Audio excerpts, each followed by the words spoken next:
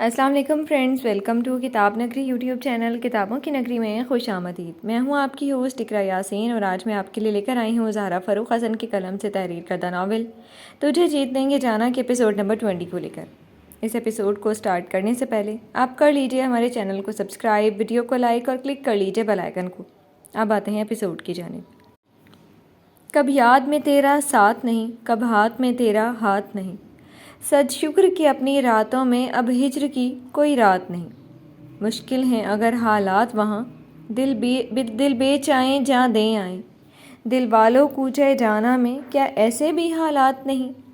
جس دھج سے کوئی مقتل میں گیا وہ شان سلامت رہتی ہے، یہ جان تو آنی جانی ہے، اس جان کی تو کوئی بات نہیں۔ میدان وفا دربار نہیں، یا نام و نسب کی پوچھ کہاں۔ عاشق تو کسی کا نام نہیں، کچھ عشق کسی کی ذات نہیں۔ گر بازی عشق کی بازی ہے، جو چاہو لگا دو ڈر کیسا۔ گر جیت گئے تو کیا کہنا، ہارے بھی تو بازی مات نہیں۔ وہ رات آئی اور اپنے ساتھ اندھیرے میں ڈوب گئے کئی راز پرت در پرت کھولنے کے لیے زرد رنگ چاند آسمان کی پیشانی پر اجاگر ہو گیا۔ اس شب کی ہیبت سے زمین پر کھڑے درخت آسمان کی طرف دیکھتے ہوئے تھرا رہے تھے۔ ہوا کے زور سے پتے لرزے تو ان کی وحشت سے دل سمٹ گئے، خاموش فضا کی دہشت سے مناظر خوف میں مبتلا ہو گئے، ہر شے سہم سی گئی۔ اسی شب میں ہر طرف پر اسراریت میں لپٹی چاندنی میں ایک عکس زمین کی خاک پر بڑھتا اپنی منزل کی طرف گامزن تھا۔ ہر شب اس کے لیے ایک نئی جنگ کی شروعات ہوتی تھی، مگر آج کی شب اس کے لیے ایک عذاب کی ساتھ اس جنگ کے نتیجے کے طور پر بھی سامنے آنے والی تھی۔ رات ڈھلے وہ سیاہی سے مقابلہ کرتا اپنی منزل کے حصول کے لیے آہستہ آہستہ بڑھتا رہتا تھا، وہی منزل جس کی شروعات اس نے اپنی نوعمری سے شروع کر دی تھی۔ جس دن منزل ملے گی مقصد بھی پورا ہو جائے گا۔ زندگی سے شروع ہوئی جدوجہد کا آج آخری دن بھلے نہ ہو، مگر عشق سے کیے گئے وعدے کا سفر آج اختتام پذیر ضرور کر دینا ہے۔ آج اس شخص کو گرفتار کرنا تھا جس نے اس حادثے کی بنیاد ڈالی تھی۔ اندھیرے میں لپٹی چاندنی کا ہم سفر بنے ولف کی آنکھوں میں دھیرے دھیرے لہو اترنے لگا۔ وحشت نے سر اٹھایا اور پھر ولف کے قدم خود بخود ایک طرف اور بھی تیزی مگر مضبوطی سے اپنی منزل کی جانب بڑھتے چلے گئے تھے۔ تاریک رات میں ولف اپنے شکار کی تلاش میں آج اندھیرے میں نہیں، چاند کی ٹھنڈک دیتی نور سی سفید چادر میں محصور ہو رہا تھا۔ اس لمبے سفر میں زندگی اور موت سے ڈر کر جینے والے انسان خوف سے آزاد ولف کے شکار بنے تھے، اور ابھی کتنے اور بننے تھے وہ نہیں جانتا تھا، مگر آج ایک دردناک باب ضرور بند کر دے گا، اور اس سفر میں زرد چاند مدھم ہی سہی، سہمے ستارے ڈوبتے ہی سہی، ہوائیں خوف سے بھری ہی سہی، پر قدرت کے کرشمے ولف کے ہم قدمی پر نازاں تھے۔ آخر کار محبت اور نفرت کی جنگ اسے اس موڑ پر لے ہی آئی تھی جس موڑ پر وہ اس شخص کو اپنے دام میں پھنسا کر قید کرنے کے لیے پہنچ گیا تھا، جس شخص نے اس کی زندگی سے کھیلنے کی غلطی کر دی تھی، جس شخص نے اس ہستی کو درد دینے کا گناہ کیا تھا، جس ہستی کے لیے وہ قتل عام بھی کر دیتا تو بھی شاید وہ اسے نظر انداز کر دیتا، مگر ادھر تو دل پر ہاتھ ڈالا گیا تھا، جان سے کھیلا گیا تھا، ان آنکھوں کو رلایا گیا تھا جن آنکھوں کے بوسے لیتے ہوئے وہ ہر سانس اس پر لٹا دیتا تھا۔ اپنے دل کے لہو سے وہ اس کے چہرے کو گلابی رت دینے کے لیے تیار تھا، اور اس شخص نے اس چہرے سے سرخیاں چھینی تھیں۔ دور تک پھیلے ہوئے ڈراؤنے سناٹے کو دیکھتے ہوئے اس کی آنکھوں میں آگ سی تپش مدھم چاندنی میں بھی دہک رہی تھی۔ ایک ایک قدم سے وہ اپنے قدموں تلے آتے پتھروں کو رونتا آگے بڑھتا جا رہا تھا۔ آج نہ چہرے پر ولف کا ماسک تھا، نہ سیاہ نقاب، وہ اس سے ملے گا اپنی اصلی شناخت کے ساتھ۔ آخر چلتے چلتے وہ اس مکان کے پاس پہنچ ہی گیا جہاں تک آنے کے لیے اس نے ایک لمبی مسافت طے کی تھی۔ اس مکان کے پچھلے حصے کی اونچی دیوار کی طرف دیکھتے ہوئے وہ عجیب سے ڈھنگ سے مسکرایا، اور اس نے اپنے ہاتھوں کو اٹھا کر دیوار پر لگے پائپ پر رکھا تھا۔ چند ہی لمحوں میں وہ پائپ کے سہارے سے دیوار پر موجود تھا۔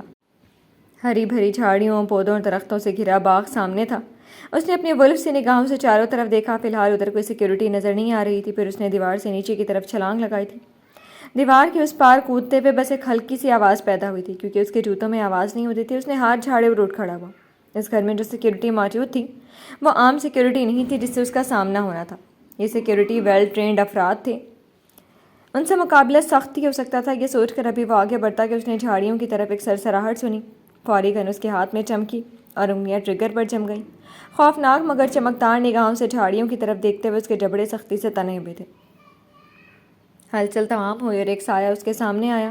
وہ فائر کر ہی دیتا کہ آنے والے نے تیزی سے سرنڈر والے انداز میں دونوں ہاتھ اوپر اٹھا لیے۔ اس کی نگاہ اس کے چہرے پر گئی اور غصے سے اس نے جبڑے اور تان لیے۔ تم ادھر کیا کر رہے ہو؟ وہ دبا دبا غرایا۔ شاکر سے اس بے وقوفی کی امید نہیں تھی کہ وہ یوں بے احتیاطی کرے گا، یہ الٹی کھوپڑی ایک دن ضرور اس کے ہاتھوں ہی مرے گا، یہ سوچ کر اس کی آنکھیں اور برہم ہو گئیں۔ آپ نے وعدہ کیا تھا اس شخص کو ملنے کے لیے آپ اکیلے نہیں جائیں گے۔ وہ پوری بتیسی نکال کر مسکرایا، پھر سنجیدہ ہو کر اپنی گن نکال کر اس کے بغل میں ہی آ کر کھڑا ہوا۔ سارے ہتھیار اور ساری تیاری سے آراستہ وہ اس کے ساتھ شانے سے شانہ ملائے، اپنا سر ہاتھوں میں لیے وہ اس کے ساتھ رہتا تھا۔ ولف نے بس جبڑے بھینچے، اسے خونخوار نگاہوں سے گھورا، پھر کچھ بحث کیے بغیر وہ دبے قدموں سے آگے بڑھنے لگا۔ ہاتھ میں گن ہنوز تھی اور نگاہیں ہر خطرے سے الرٹ۔ شاکر بھی اپنی گن لیے اس کے ساتھ ساتھ ہی تھا۔ وہ دونوں ساتھ تھے اور اب زندگی ان کے درمیان میں کیسے آ سکتی تھی؟ ان کے ارادے تو پتھروں کو راستہ دینے پر مجبور کر دیں۔ یہ تو ایک معمولی سے انسانی حصار تھا۔ ادھر سے وہ دونوں دبے پاؤں ایک دوسرے کے آگے پیچھے بڑھ رہے تھے کہ دیوار کے اس پار کسی کے قدموں کی آہٹ سن کر وہ دونوں فوری دیوار سے چپک گئے۔ ایک دوسرے کو دیکھا، آنکھوں ہی آنکھوں میں اشارے ہوئے، اور جیسے ہی آہٹیں قریب ہوئیں، آنے والے دو گارڈ مڑے اور دونوں اپنی گنیں تانتے اس سے ہی پہلے بجلی کی تیزی سے ان کی گردنیں ان دونوں نے جکڑی اور مروڑ دی۔ ایک جھٹکے میں ان کا کام تمام ہو چکا تھا۔ ان کے ہاتھوں میں تھمی بندوقوں کے ساتھ وہ دونوں گارڈ بھی جھول گئے تھے۔ ان کی لاشیں چھپاؤ، اس نے بہت مدھم سرگوشی کی، اور ان میں سے ایک کو گھسیٹ کر اس نے جھاڑیوں کی طرف پھینک دیا۔ شاکر نے بھی اس کی تقلید کی۔ پھر ان دونوں کی لاش کو وہیں جھاڑیوں میں چھپا کر وہ دونوں دھیرے دھیرے اندر کی جانب بڑھتے چلے گئے۔ مگر خطرے کا سائرن دونوں کے ہی دماغ میں بج رہا تھا۔ ان دونوں کے بعد اب کس کا سامنا ان دونوں کو ہونا تھا، یہ سوچتے ہوئے وہ دونوں الرٹ تھے۔ آگے بڑھتے ہوئے ان دونوں کی نگاہ دروازے کے باہر تعینات گارڈز پر پڑی۔ دیوار سے چپکے ہوئے ولف نے شاکر کی طرف دیکھا، اس نے اس کی طرف۔ ولف نے 3 انگلیوں کا اشارہ دیا۔ یہ اشارہ تھا کہ بس 3 تک گننا، پھر سیدھے شوٹ کرنا شروع کر دینا۔ شاکر نے پلکوں کو بس خم دیا۔ ولف نے ایک انگلی اندر کی طرف دبائی، پھر دوسری، اور پھر جیسے تیسری انگلی بند ہوئی وہ دونوں تیزی سے دیوار سے نکل کر سامنے آ کھڑے ہوئے۔ فضا میں اب بس گولیوں کی آوازیں تھیں اور ٹوٹ پھوٹ کی صدائیں۔ یہ عمل بس چند منٹوں تک چلا اور وہ دونوں شوٹ کرتے ہوئے ایک کے بعد ایک آدمی کو مارتے ہوئے اندر تک پہنچ ہی گئے تھے۔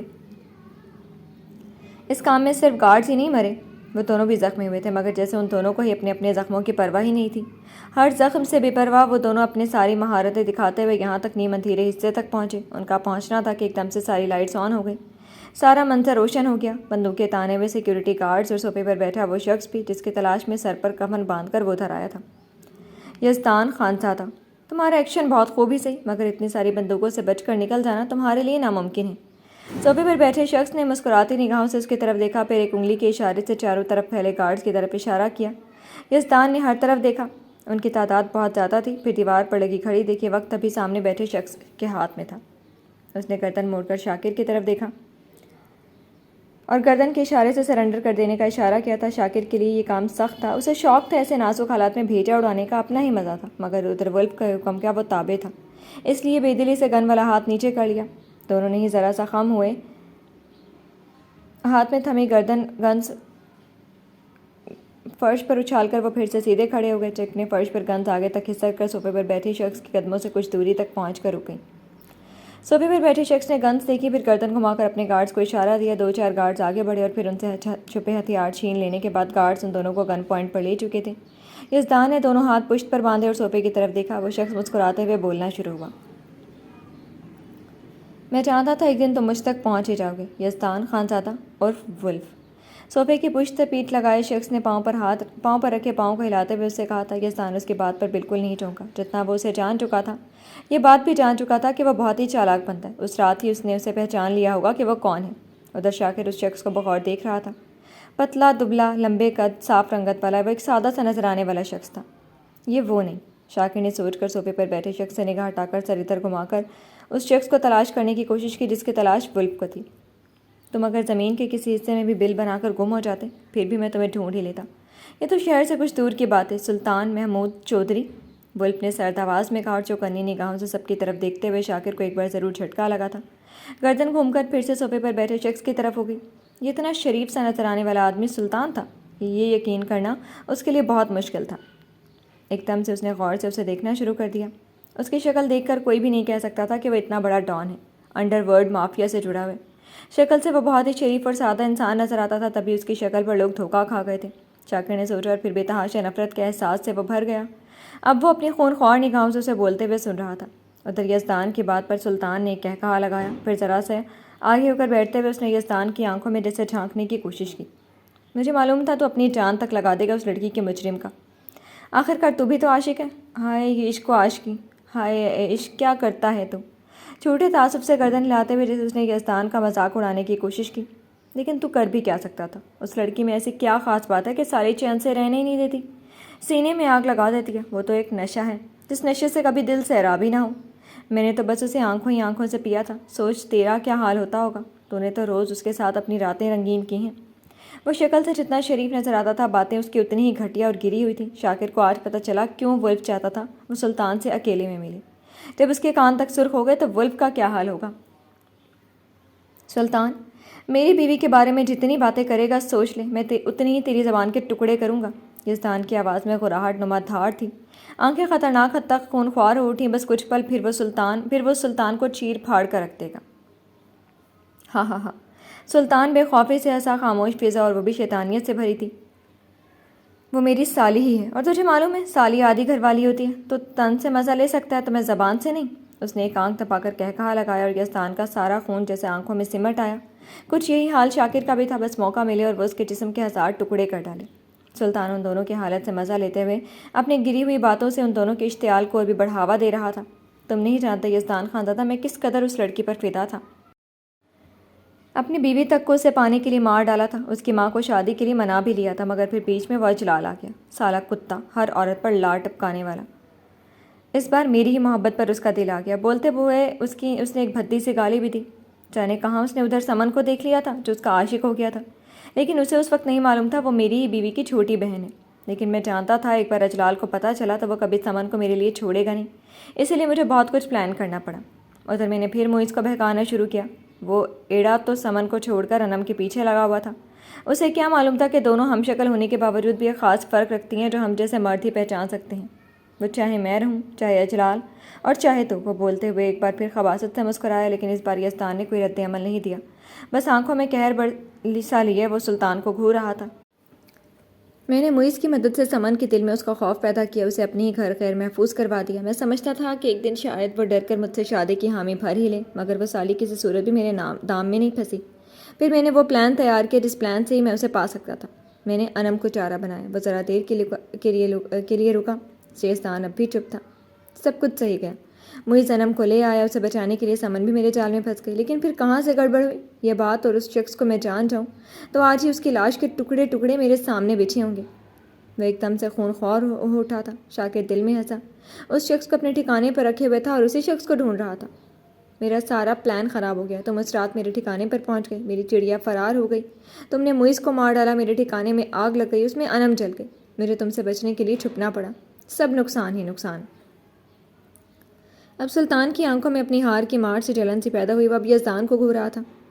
سمن کو کس نے مارا پیٹا تھا. برف سے ٹھنڈک لیے وہ سلطان کو گھور رہا تھا. سلطان نے کچھ دیر آنکھیں سکیڑ کر اسے گھورا. پھر میں نے مارا تھا. اس نے میری بیٹیوں کو گالی دی تھی. یعنی سلطان محمود چودھری کی بیٹیوں کو. اس نے کہا تھا آج جب وہ اس کے ساتھ کر رہا ہے کل اس کی بیٹیوں کے ساتھ بھی تو وہی کرے گا. میں نے اس دن اسے سبق سکھانے کے لیے بہت مارا تھا. ایک تو سالی ہاتھ بھی لگانے پر چینکتی تھی اور اس پر سے گالی بھی. بس اسی بات پر مجھے اس پر غصہ آ گیا تھا. سب کچھ بتاتے ہوئے اس کی آنکھوں میں ندامت کا ایک احساس بھی نہیں تھا. یزدان کو یہی جاننا تھا. پشت پر بندھے ہاتھ کھول کر اس نے اپنی پینٹ کے جیبوں میں ڈال لیا.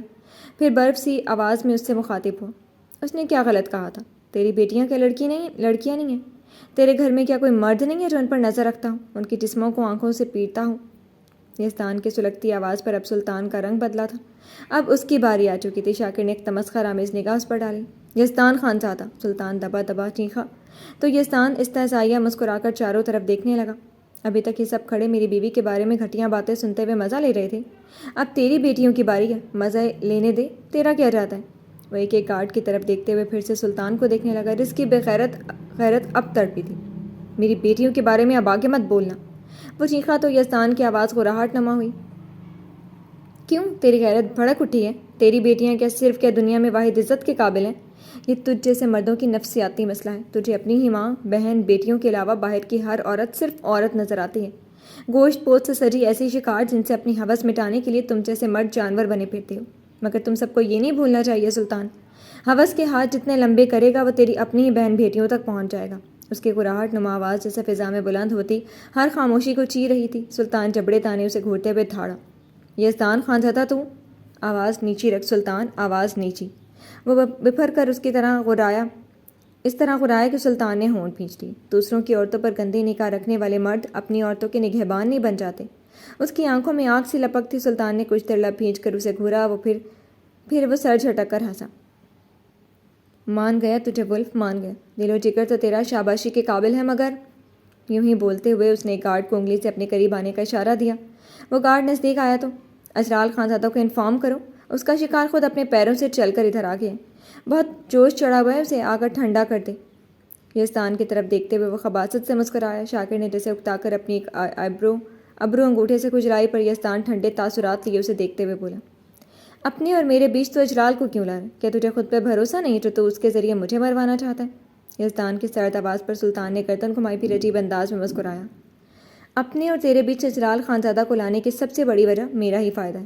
وہ آئے گا، تو ادھر ہی ہے، میں تیرے ہتھیار تجھے واپس دے دوں گا، اپنی جان بچانے کے لیے تو لڑے گا ہی، پھر بہترین جنگ ہوگی۔ مجھے معلوم ہے تو اجلال کو زندہ نہیں چھوڑنے والا، وہ تیرے ہاتھوں مرے گا اور تو میرے آدمیوں کے ہاتھوں، اور میرا فائدہ ہی فائدہ۔ وہ پورا پلان بنا کر بیٹھا ہوا تھا۔ بات ختم کر کے اس نے سینے پر ہاتھ رکھ کر سر کو خم دیا۔ اور تیرا کیا ہوگا سالے؟ تو یہیں بیٹھ کر ایکشن فلم دیکھتے ہوئے ہجڑوں کی طرح تالیاں بجائے گا کیا؟ یہ پہلی بار تھا جو شاکر اپنے اسٹائل میں بول پڑا تھا۔ حالات کیسے بھی ہوں وہ بے خوف رہتا تھا۔ اپنی جان کی جو لوگ پرواہ نہیں کرتے وہ ایسے ہی بنداز رہتے ہیں۔ سلطان نے آنکھیں سکیڑ کر اس پر نگاہ ڈالی۔ اس کی شکل دیکھی دیکھی سی لگی تھی۔ تو جو کوئی بھی ہے، لیکن تو نے ابھی سلطان کو جانا نہیں ہے، ورنہ یہاں بولنے کی جرت نہیں کرتا۔ سلطان کی حقارت بھری نگاہیں اور تفاخر سے اکڑی گردن۔ ہائے شاکر، تیرے ہاتھوں میں کتنی کھجلی ہو رہی ہے، رک بے سالے، بس ولف کا اشارہ ملنے دے، اپنے ہاتھوں کی کھجلی ایسی مٹاؤں گا کہ پھر اکڑنے کے لیے گردن ہی نہیں بچے گی۔ وہ سوچتے ہوئے سلطان کو گھور رہا تھا، میں یہاں سے ویسے بھی جانے والا ہوں، اس جگہ جہاں اگر تو بچ بھی گیا تو تیرے ہاتھ کبھی مجھ تک نہیں پہنچ سکتے۔ سلطان آنکھ مارتے ہوئے اٹھ کھڑا ہوا۔ یزدان نے اپنی پینٹ کی جیب سے ہاتھ نکالے اور گھڑی کی طرف دیکھا۔ تم نے کیا سوچا کہ میں تمہاری بات اس لیے برداشت کر رہا ہوں کہ تم مجھے بتاؤ میری بیوی کیسی ہے؟ وہ مسکرایا، وہیں پراسرار مسکراہٹ جس کے خوف سے دل ضرور گھبرا اٹھے۔ سلطان بھی گھبرا گیا۔ ولف کے پنجے سے نہ آج تک کوئی بچ سکا ہے، نہ کبھی بچے گا۔ دھماکے سننے کے لیے تیار ہو جاؤ۔ وہ عجیب ڈھنگ سے مسکرایا اور اس نے گھڑی کی طرف دیکھا۔ سوئی سیکنڈ سے آگے کھسکی، پھر دھماکے ہی دھماکے۔ اس ہال روم سے باہر دھماکے ہی دھماکے شروع ہو چکے تھے۔ دروازے ٹوٹے، شیشے بکھرے، دیوار پھٹی۔ ولف کے سپاہی بے شمار ہتھیار سے لیس اندر آ چکے تھے۔ سلطان کے رنگ بدل گئے۔ مجھے اور میرے جونیئرز کو گن دکھانے والے کی گردن کبھی سلامت نہیں رہتی۔ اس نے شاکر کو اشارہ کیا اور شاکر تو بس اسے ایک اشارے کا منتظر تھا۔ ذرا سی دیر میں بس ایک ہی سیکنڈ لگا۔ کمال مہارت سے وہ گھوم کر چکے، خود کو گن پوائنٹ میں لیے آدمیوں کی ٹانگیں کھینچی۔ اس حملے سے گھٹنوں کے بل زمین پر گرے۔ ان دونوں نے ایک ٹانگ میں انہیں پھنسایا اور ان کی گردنیں مروڑ لی۔ پہاڑ سے مرد بھری مٹی کی طرح وہیں قدموں میں گر گئے۔ یہ سب ایک پل میں ہوا تھا کہ گن دھاری گارڈز ہکا بکا رہ گئے تھے۔ خود سلطان کا رنگ سفید پڑ گیا تھا جب ولف اور شاکر کی گنیں اس کی طرف تنی تھی۔ اپنے آدمیوں سے کہو اپنی گنیں پھینک دے، ورنہ یہیں تیرا کام تمام کر دوں گا۔ گن کی نال اپنی طرف دے کر سلطان ایک پل گھبرایا، مگر وہ بھی اتنا کچا کھلاڑی نہیں تھا۔ اتنے عرصے سے ولف کے ہاتھوں سے بچا ہوا تھا، اپنے دماغ کے بل بوتے پر۔ ایک چھلانگ لگا کر وہ صوفے کے اس طرف کود گیا۔ سالا کمینہ، شاکر نے جل کر سوچا، پھر ولف کی تقلید کرتے ہوئے ایک طرف جھک کر ادھر سے بار کاؤنٹر کی طرف چھلانگ لگا دی، کیونکہ اتنی دیر میں بندوقیں چل پڑی تھیں۔ ان دونوں نے بھی پوزیشن لے کر گولیاں چلائیں۔ شیشے ٹوٹ ٹوٹ کر بکھر رہے تھے۔ گولیاں چلنے سے ہر طرف خون اچھل رہا تھا۔ موت ہی موت، کافوری مہک، لہو پھیلنے کی ناگوار بو، ایسا لگ رہا تھا زمین و فرش تک خونی ہو اٹھے تھے۔ مجھے سلطان کو زندہ پکڑنا ہے، وہ ساتھ موجود شاکر سے سختی سے بولا اور شاکر کو وہیں چھوڑ کر ایک طرف سرک کر وہ سلطان کی طرف بڑھنے لگا۔ سلطان بھاگنے کے چکر میں تھا۔ اپنے گارڈز کے پیچھے چھپتے ہوئے وہ دھیرے دھیرے سیڑھیوں کی طرف بڑھ رہا تھا۔ گولیاں لگاتار چل رہی تھیں، دھواں ہی دھواں پھیل رہا تھا۔ اسی دھند بھری فضا میں ولف مہارت سے سلطان کے پاس پہنچا اور اس نے اس کے دونوں گارڈز پر چھلانگ لگائی۔ ایک گولی کاندھے کو چھو کر گزر گئی، مگر اتنی دیر میں اس نے دونوں گارڈز کے سینے میں گولی اتار دی تھی۔ سلطان کی حالت خراب ہونے لگی۔ وہ سیڑھیوں کی طرف بھاگا۔ شاکر اس کے پیچھے تھا، مگر اس سے پہلے ہی ولف چیتے سے پھرتی سے دوڑا، ہال وے کی ریلنگ پر پاؤں رکھ کر چڑھا اور ایک چھلانگ لگائی تھی۔ وہ ہوا میں تیرا، پر اس کے قدم سلطان کی سیڑھیوں سے اترنے سے پہلے ہی سیڑھیوں پر تھے۔ وہ اب سلطان کے سامنے اس کی موت کا فرشتہ بن کے کھڑا تھا۔ ایسے بھرپور ایکشن پر تو شاکر کی نگاہوں میں توصیف سمٹ آئی تھی۔ صرف اس کی نگاہ میں نہیں، نیچے موجود اور واسق اور مرتضیٰ بھی سوچے بغیر نہیں رہ گئے تھے۔ اسی لیے تو سب کہتے ہیں ولف ہی ہے۔ ولف جب شکار کرتا ہے نا، تو شکار کو سانس لینے کا بھی موقع نہیں دے سکتا۔ کراتے ہوئے اس نے ایک پاؤں اٹھایا اور اس نے سلطان کو اتنی زبردست لات ماری تھی کہ وہ ریلنگ سے اچھل کر سیدھے نیچے فرش پر گرا تھا۔ یزدان بغیر باقی بچی سیڑھیاں اترے، ریلنگ تھام کر نیچے کود پڑا۔ قدم فرش پر سیدھے پڑے، اس نے خمیدہ ہو کر زمین پر گرے سلطان کا کالر پیچھے سے مٹھی میں جکڑ کر سیدھا کیا اور اس کے پاس اکڑوں بیٹھا۔ سلطان نے خوف سے ولف کی آنکھوں میں دیکھا۔ اب تک تو نے میری بیوی کو نگاہوں سے لے کر اپنے کثیف ترین ہاتھوں سے جتنی بھی اذیت دی ہے، میں ایک ایک کر کے اس کے سب عذاب لمحوں کے قرض چکاؤں گا۔ اس کی آواز اب سرگوشی نما تھی، مگر خوف سے خون جما دینے والی۔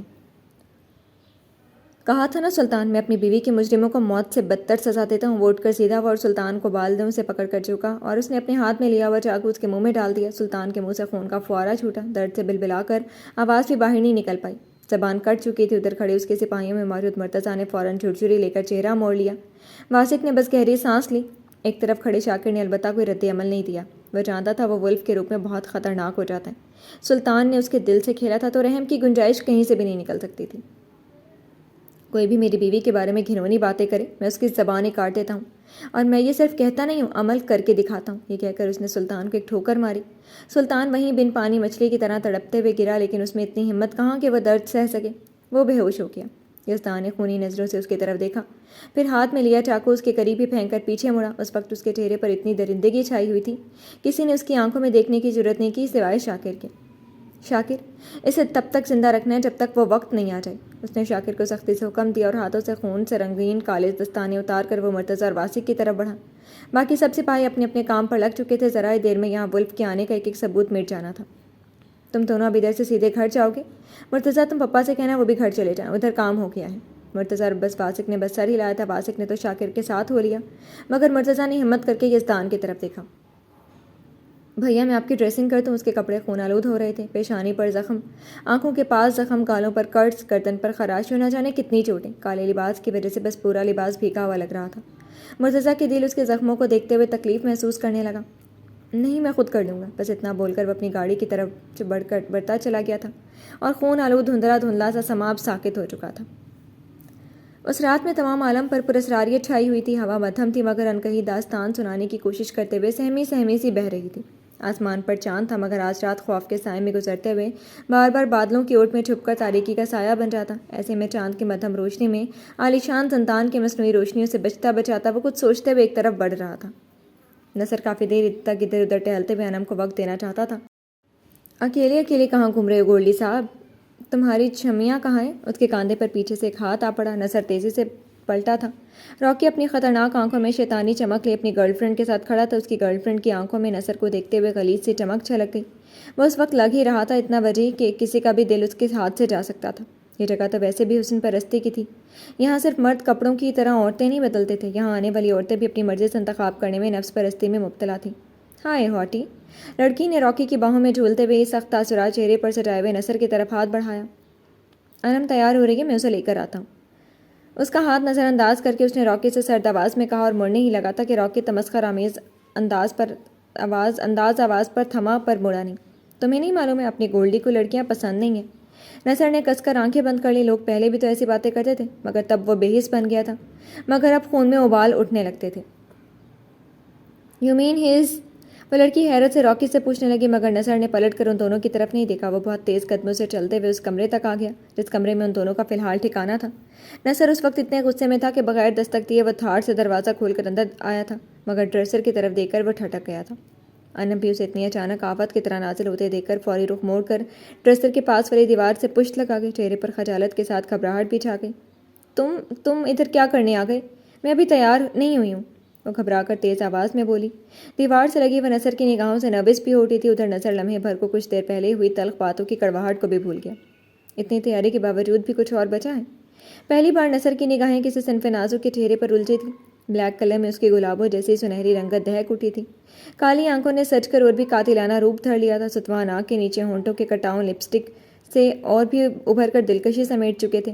کرلی بالوں کو ڈھیلا ڈھالا جوڑا اور گردن سے لے کر کالوں تک چھوتی کرلی لٹیں وہ اپنی بہن سے کوئی صورت میں کم نہیں تھی۔ نصر سوچ کر مسکرایا۔ نصر تم جاؤ یہاں سے۔ وہ نصر کی نگاہوں سے نروس ہوتی دیوار سے چپکی جا رہی تھی۔ ہاتھوں کی مٹھیاں سامنے سے گاؤن کو کس کے لرز رہی تھی۔ نصر اس کی حالت سے بے خبر تو نہیں تھا۔ تم صحیح کہہ رہی تھی کہ جب تم تیار ہوگی تو میں سچ میں دیکھتا رہ جاؤں گا۔ اسے خود بھی یقین نہیں ہوا کہ یہ بات اس نے کی ہے۔ ایک ایک قدم بڑھتے ہوئے اس کی نیلی آنکھوں کی تپش نے انم کی پلکوں کو کپ کپا دیا تھا۔ وہ پلکیں جھکائے بس گاؤن کو اپنی مٹھیوں میں کس رہی تھی۔ اس کے قریب ہوا کہ اس کی نگاہوں کی آنچ سے انم کے گال اور بھی سرخ ہو گئے۔ میں آئی؟ اس نے اپنا ہاتھ بڑھایا اور انم کے جواب کا منتظر ہوئے بغیر اس کی ایک ہاتھ کی مٹھی سے گاؤن کا دامن چھڑا کر تھامے ہی اسے اپنی طرف کھینچ لیا۔ وہ کھینچتی ہوئی اس کے قریب ہوئی پلکیں اٹھی تو انم کی آنکھیں اس کی آنکھوں میں ٹھہر گئیں۔ میں ہیلپ کر سکتا ہوں. جھک کر اس کی ساکت آنکھوں میں استحقاق سے جھانکا تو اور نصر نے نرمی سے اس کا رخ موڑ دیا. پھر ابھی تک جس مشکل سے انم کا سامنا ہو رہا تھا وہ مشکل اس نے حل کر دی تھی. وہ گاؤن کی زپ بند کر چکا تھا، لیکن اس پل میں ذرا سی انگلیوں کی چھوہن سے انم کی سانسیں تک تھم گئی تھی. وہ کس کر آنکھیں بند کر گئی تھی. نصر کی سانسیں اپنی گردن کے پشت پر محسوس کرتے ہوئے دل پسلیاں توڑ کر نکلنے کے لیے در پہ ہو گیا تھا. جب اچھی لگ رہی ہوں. ٹریسر کے اوپر دیوار میں لگے آئینے میں انم کو دیکھتے ہوئے وہ اپنا کام ختم کر کے 2 قدم پیچھے ہو گیا. انم نے ہولے ہولے پلکیں کھولی. شیشے میں نصر کا عکس نظر آ رہا تھا، مگر فاصلے درمیان تھے. وہ آہستہ سے نصر کی طرف مڑی. تیاری مکمل ہو گئی ہے تو اب چلتے ہیں. وہ ایک بار پھر ویسے ہی سنجیدہ ہو گیا تھا. انم نے بس ہاں میں سر ہلا دیا. ایک ڈرامہ بھی پلے کرنا ہے رومانٹک کپل کا. کیا میں امید رکھوں تو مجھ پر بھروسہ رکھو گی؟ انم کے آگے اپنا ہاتھ بڑھا کر اسے سوال کر چکا تھا. انم نے بس اس کی صاف و شفاف سے سنہری آنکھوں میں دیکھا. لینس دوبارہ لگ چکا تھا، مگر سفیدی میں اب بھی نیلا پن ابھرتا. اس کی آنکھیں کتنی خوبصورت پاکیزگی بخش دیتا تھا. یہ انم آج دیکھ رہی تھی. یہ آنکھیں تو ہمیشہ پاک صاف تھیں، ان میں کبھی کوئی گندگی نہیں چھلکی تھی. تو اعتبار اتنی دیر سے کیوں آیا؟ دل کب اس ایسے کیسے مدتوں بعد آنکھوں میں اترا تھا؟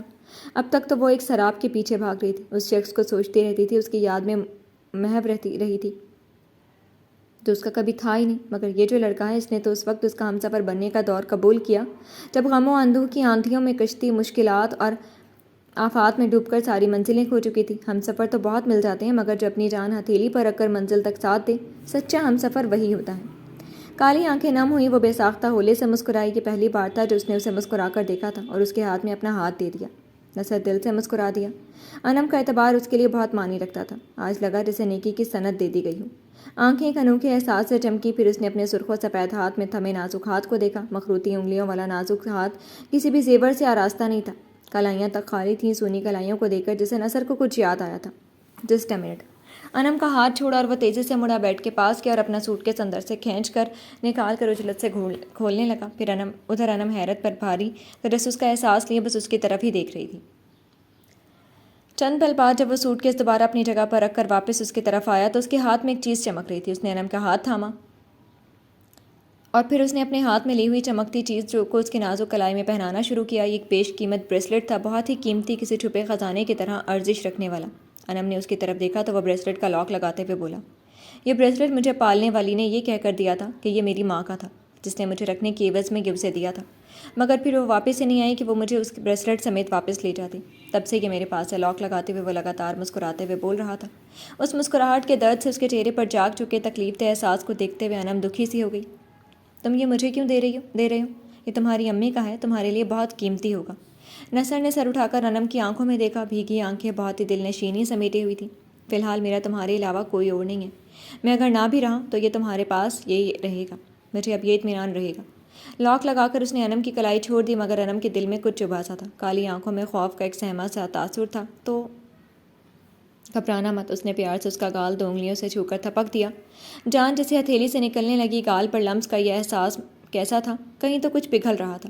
انم نے گھبرا کر بس سر ہلا دیا تو نصر نے آگے قدم بڑھا دیے. وہ بھی آگے بڑھی، مگر قدم ذرا سا لڑکھڑا گئے. اتنا وقت گزرا تھا کہ ہیل پہننے کی عادت چھوٹ چکی تھی. کچھ قدموں کی لڑکھڑاہٹ وہ بری طرح سے گر جاتی کہ برق کی تیزی سے نصر کا ہاتھ اس کی کمر میں آ پڑا. اسے سنبھالنے میں وہ بھی اچھا خاصا لڑکھڑایا تھا. اس لڑکھڑاہٹ سے وہ انم کے چہرے پر جھک گیا تھا. ناک سے ناک مس ہوئی اور سانسوں کے ٹکراؤ سے دل بے ہنگم سا دھڑکا بھی تھا. چند لمحے کے لیے دونوں کی سانسیں تھم گئی تھیں. ایک دوسرے کی دھڑکنوں کو سنتے ہوئے حواس منتشر ہوئے. آنکھیں ایک دوسرے میں ٹھہر گئیں. سوری. انم کے لبوں سے بمشکل نکلا تو وہ بھی ہوش میں آ گیا تھا. بہت تیزی سے اسے لیے سیدھا ہوا. پھر اس سے بھی تیزی سے انم کی کمر میں سے اپنا ہاتھ کھینچ کر نکالتے ہوئے اس نے بے ساختہ رخ موڑ لیا تھا. وہ بدلنا نہیں چاہتا تھا. سنبھل کر چلو، وہ بول کر دور جانے لگا کہ انم نے تیزی سے اس کے ایش گرے بلیزر کے دامن کو پکڑ کر کھینچا تھا. انجانے میں وہ پیچھے کی طرف جھکا، پھر مڑ کر اسے گھورا. اب کیا مصیبت آ پڑی ہے؟ گھورتے ہوئے اپنے بلیزر کا سرا اس کے ہاتھ سے جھٹک کر چھڑایا. مصیبت تمہاری کارستانی سے کیا پڑی ہے؟ سینڈل ہیل والے لائے ہو تو اب پکڑ کر بھی چلو. روب سے حکم دیتے ہوئے وہ خود سنبھل کر بڑھی اور اس نے نصر کے بازو میں اپنا بازو پھنسا لیا. واہ کیا روب تھا! وجدان صاحب کی بیٹیوں کو ہر حالت میں روب جھاڑنا ضرور آتا ہے.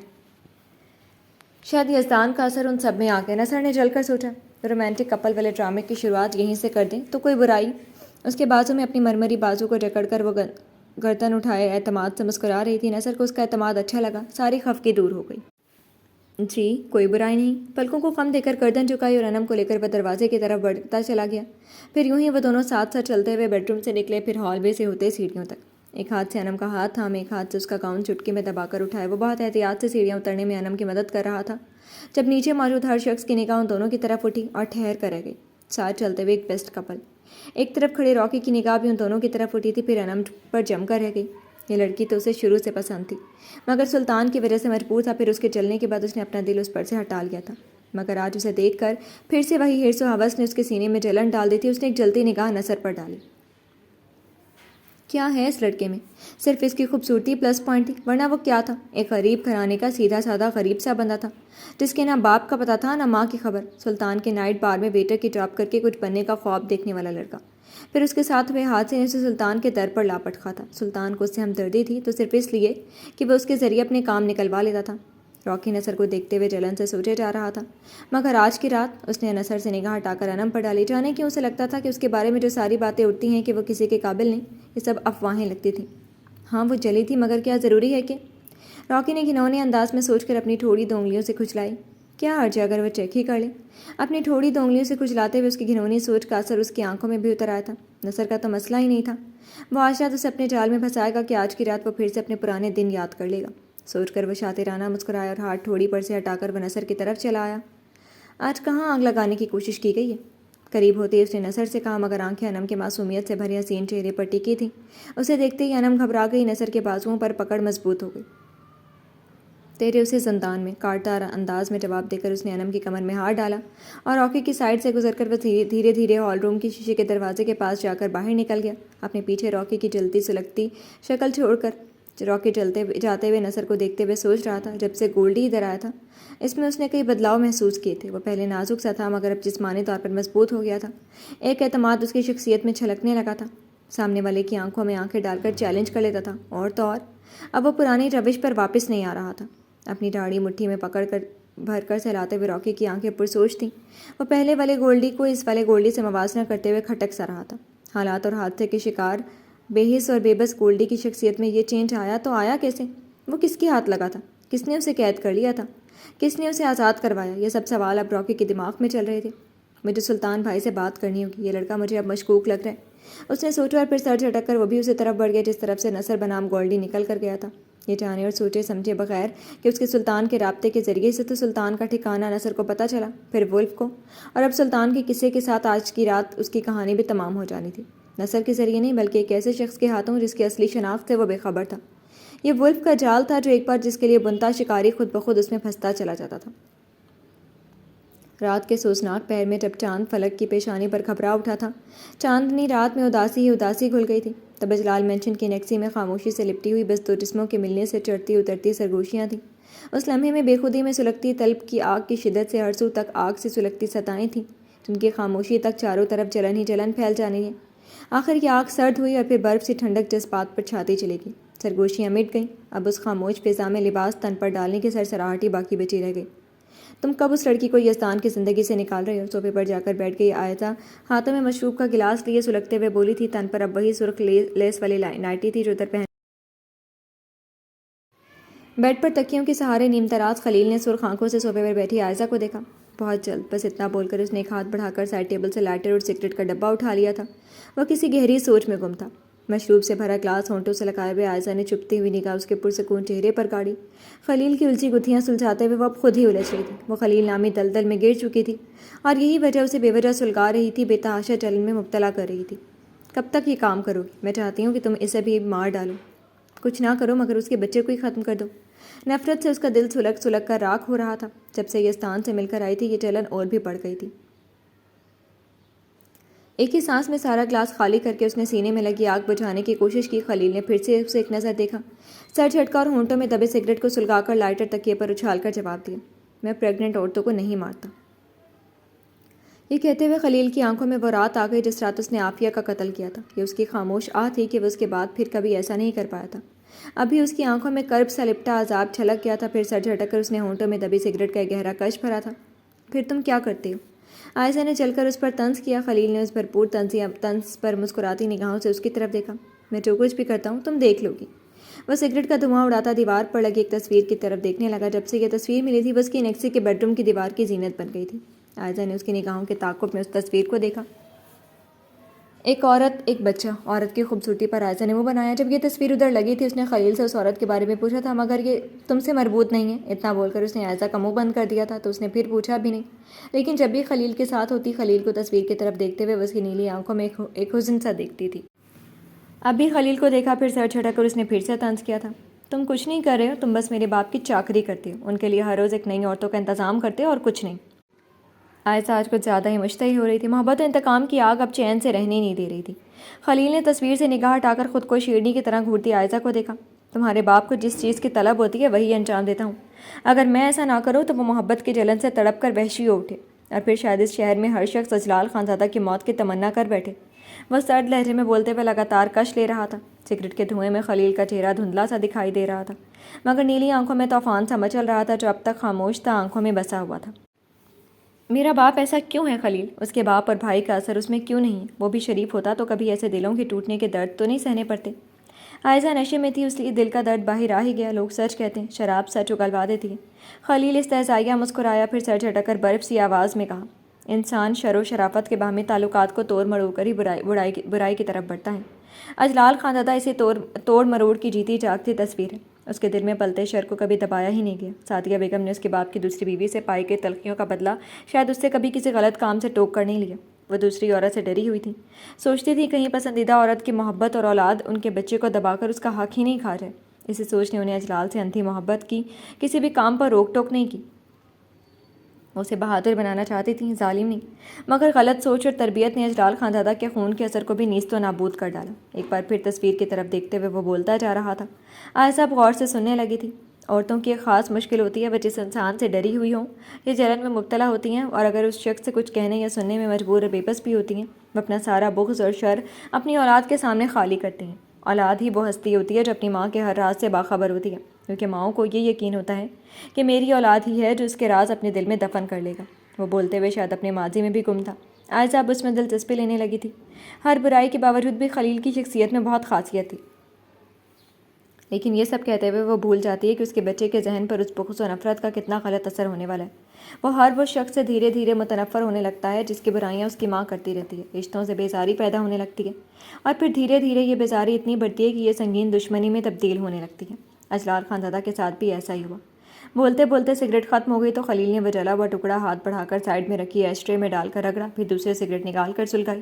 اتنی دیر میں عائشہ بے چینی سے اس کے دوبارہ بولنے کے منتظر رہی تھی۔ سگریٹ سلگ گئی تو خلیل نے پھر سے بولنا شروع کیا۔ سعدیہ بیگم نے یہ کبھی سوچا بھی نہیں تھا، ان کی ذرا سی بے توجہی انہیں یہ دن دکھائے گی۔ اجلال کے کچے ذہن میں یہ بات بیٹھ گئی کہ اپنی ماں کے علاوہ کوئی دوسری عورت عزت کے لائق نہیں ہوتی ہے۔ دوسری عورتیں صرف غیر مرد کے لیے خود کو پیش کر دیتی ہیں۔ بات صرف عزت نہ کرنے تک نہیں رہ گئی۔ جیسے جیسے وہ بڑا ہوتا گیا، بری صحبت نے یہ سکھا بھی دیا کہ عورت صرف بے عزت کرنے کے لیے استعمال کرنے کی بھی ایک چیز ہے۔ اور ایک دن اس نے اپنا پہلا شکار کیا، حویلی کی وہ کم سن ملازمہ۔ آہستہ آہستہ بولتے ہوئے خلیل کے چہرے پر سختی چھائی جا رہی تھی۔ وہ لگاتار سگریٹ کی کش بھی لے رہا تھا، سینے سے لے کر زبان تک میں کڑواہٹ ہی کڑواہٹ سی تھی۔ اس دن سعدیہ بیگم کے سر پر جیسے پہاڑ ٹوٹا تھا۔ انہوں نے اس لڑکی کا جب یہ حال دیکھا تو انہیں یہی صحیح لگا کہ یہ معاملہ دبا ہی دیا جائے تو اچھا رہے گا، کیونکہ اگر اجلال کے والد کو پتہ چلا تو وہ اسے مار ہی ڈالیں گے یا گھر اور جائیداد سے نکال دیں، کیونکہ ان کا ایک بیٹا اور بھی تھا۔ وہ ڈر گئی تھی، پھر انہوں نے اجلال کو بچانے کے لیے اپنے بھائی سے مدد مانگی۔ حشمت فردوسی اسی زمانے میں حویلی میں ہی رہتے تھے۔ اجلال کے والد کے نام کے ذریعے بڑا نیتا بننا ان کا خواب تھا۔ اس وقت انہوں نے بھانجے کی بھرپور مدد کی، لڑکی کے ماں باپ کو بہت کچھ دے دلا کر گاؤں سے چلتا کر دیا، سارا معاملہ بھی سنبھال لیا۔ اجلال خانزادہ کا جرم چھپ گیا، مگر گناہوں کی شروعات نہیں۔ خلیل نے رک کر ایک بھرپور کش لیا، مگر عائشہ کو بے چینی سی ہونے لگی۔ پھر ان کے فادر کو کب پتہ چلا، اور غازی کو بھی؟ عائشہ پوری کہانی سننے کے لیے بے چین تھی۔ خلیل نے گہری سانس لی۔ جب سب کچھ سعدیہ بیگم کے ہاتھوں میں آ چکا تھا، حشمت فردوسی کا دبدبہ پورے گاؤں پر چھا چکا تھا، بڑے سائیں اب بے بس تھے، پانی سر سے اونچا ہو چکا تھا، ابھی بیمار ہو کر بستر پر آ چکے تھے، اور ایک دن وہ اسی غم میں مر گئے۔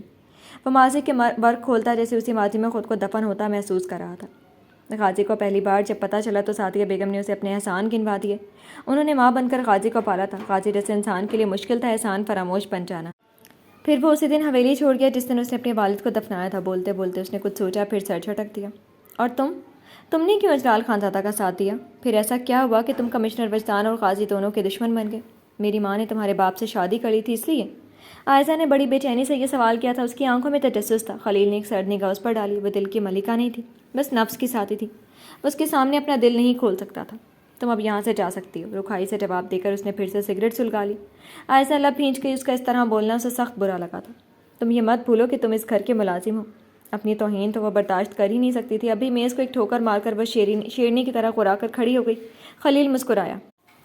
اس انیکسی میں داخل ہوتے ہی تو میرے لیے صرف ایک عورت رہ جاتی ہو اور کچھ نہیں۔ کالی نائٹی میں اپنی حسن پر نازا عورت کو سر سے پاؤں تک دیکھتے ہوئے وہ جیسے اس کا تمسخر اڑا رہا تھا۔ عائشہ پوری جان سے سلگ گئی، صوفے سے لے کر بیڈ تک کا فاصلہ تیر کی طرح طے کیا اور بیڈ کراؤن سے ٹیک لگا کر بیٹھے خلیل کی برف سے سرد نگاہوں میں دیکھتے ہوئے گرائی۔ میں اپنے لیول سے نیچے آئی ہوں تو صرف اور صرف یزدان کے لیے۔ اپنے جسم کو تمہیں ہاتھ لگانے دیا تو صرف اسے پانے کے لیے، ورنہ نفرت ہے مجھے تم سے، نفرت۔ وہ زخمی ناگن کی طرح پھنکار اٹھی تھی۔ خلیل یوں ہی سگریٹ کی کش لیتے ہوئے مسکرا کر بولا، محبت تو میں نے بھی کسی کی چاہی ہی نہیں، کیونکہ یہ محبت نہیں ہوتی، یہ عذاب ہوتی ہے۔ انسان کو کمزور بناتی ہے، مجبور کرتی ہے اور وہ کام کرواتی ہے جو کر کے وہ خود کو بھی مار دیتا ہے۔ تم بھی یہ محبت کا چکر چھوڑو اور آرام سے لائف انجوائے کرو، اسی طرح سرد اسپاٹ آواز میں کہتے ہوئے وہ بے تاثر سا مسکرا رہا تھا۔ عائشہ کچھ پل اسے گھورتی رہی، پھر جیسے بے بس ہو کر وہیں بیڈ پر ڈہ گئی۔ ہاتھ پیچھے بستر پر رکھ کر اس نے خلیل کو دیکھا۔ Give me a cigarette. اپنے بال جھٹک کر اس نے خلیل کے آگے ہاتھ بڑھایا۔ وہ مسکرایا اور سگریٹ کی ڈبی سے ایک سگریٹ نکال کر سلگا کر عائشہ کی طرف بڑھاتے ہوئے یوں ہی سرسری سا پوچھا، یہ ریبھا ادھر کیوں آئی ہے؟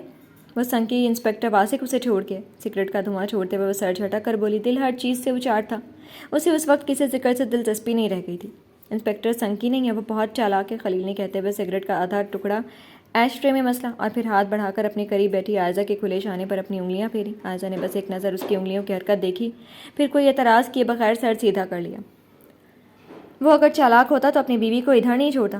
کہ اریبہ پریگننٹ ہے۔ ڈھیر سارا دھواں چھوڑتے وہ اب خلیل کی حرکتوں کو پوری جان سے حس کر رہی تھی۔ اریبہ سے اب کوئی دلچسپی نہیں رہ گئی تھی اسے۔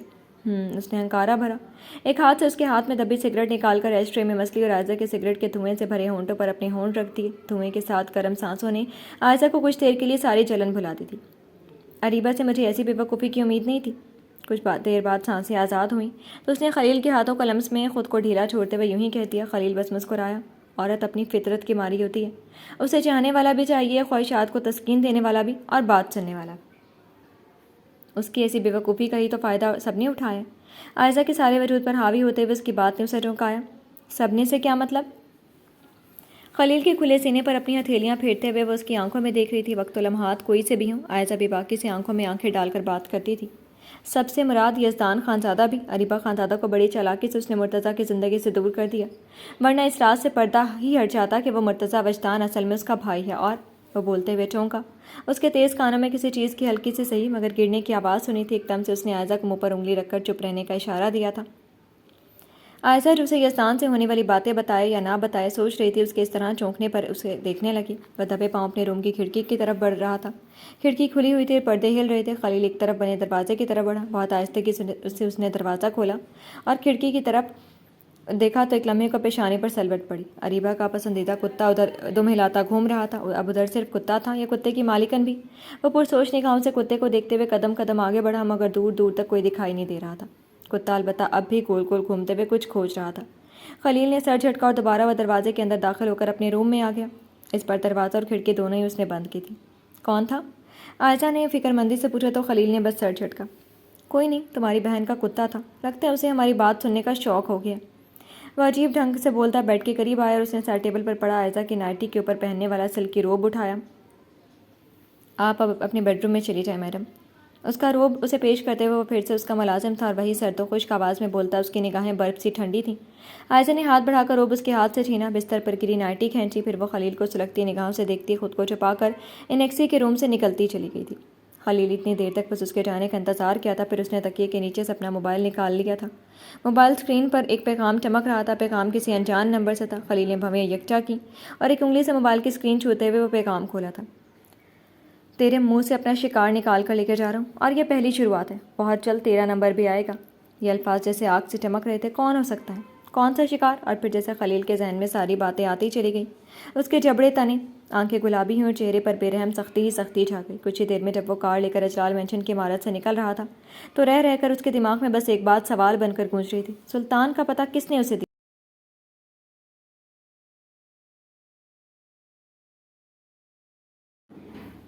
رات آخری پہروں میں ڈھل رہی تھی جب اس رات میں دفن ہوئے راز کی باتیں ایک دوسرے سے کرتے ہوئے ستاروں کی افشاں تھک کر مدھم پڑنے لگی تھی، مگر اس شہر کے عالیشان محل میں رات اب بھی جواں تھی۔ ہر طرف شور ہی شور تھا، جام سے جام ٹکرانے کا شور، جسم سے جسم کے متحرک ہونے کی سرگوشیاں، نشے میں مست ہونے کی ہنسی کی آوازیں، اور اسی کے ساتھ تیز میوزک کا شور بار بار ابھر کر ہر آوازوں کو دبا دیتا تھا۔ ایسے میں الگ تھلگ ایک طرف سب کی نگاہوں سے بچ کر چھپنے کی کوشش کرتی انم کا دل اب بری طرح سے گھبرانے لگا تھا۔ آس پاس کے نظارے دیکھ کر آنکھیں بار بار شرم سے جھکی جا رہی تھی۔ لوگ نشے میں ڈوبے اپنی پستی سے بھی گرے ہوئے تھرک رہے تھے، مستی میں ڈوبے ہوئے تھے۔ کون سا ہاتھ کس کا تھا، کون سا جسم کس کا تھا، مشکل تھا ان کی تشخیص دینا۔ یہاں پارٹنر بدلنے کا ایک کریز رہتا تھا۔ وہ کھڑی کھڑی تھکنے لگی تھی۔ اس نے ادھر ادھر دیکھ کر نصر کو ڈھونڈنے کی کوشش کی، مگر وہ اسے کہیں نظر نہیں آ رہا تھا۔ چند منٹ کا بول کر وہ جانے کہاں گم ہو گیا تھا۔ تمہاری حفاظت کروں گا، یہ بول کر روم سے لے کر آیا تھا اور اب غائب ہو گیا۔ نیلی آنکھوں والا بلا کہیں کا۔ پریشانی میں بھی نصر کے بارے میں بہت جل کر سوچا، اور ایک بار پھر ناچتے جھومتے لوگوں میں نصر کو ڈھونڈنے کی کوشش شروع کی تھی کہ ہائے کیوٹی، ہاؤ آر یو؟ ایک بار پھر وہی عجیب و غریب حلیے والا منسٹر کا لڑکا اس کے سامنے آ کھڑا ہوا تھا۔ انم نے گھبرا کر چہرہ گھمایا۔ آج تو تم آگ لگا رہی ہو، کین آئی ٹچ یو؟ وہ ذرا سا اس کے چہرے پر جھکتا کہ وہ گھبرا کر پیچھے کھسکی۔ کالی آنکھوں میں خوف دیکھ کر وہ مسکرایا۔ ڈونٹ وری، تمہیں ٹچ نہیں کروں گا، میں تو بس تمہیں اکیلے دیکھ کر اپنے ساتھ لے جانے آیا ہوں۔ کم آن، ڈانس ود می۔ اس نے اپنا ہاتھ بھی انم کے آگے بڑھایا تو وہ نفی میں سر ہلاتی اور بھی پیچھے کی طرف کھسکی تھی۔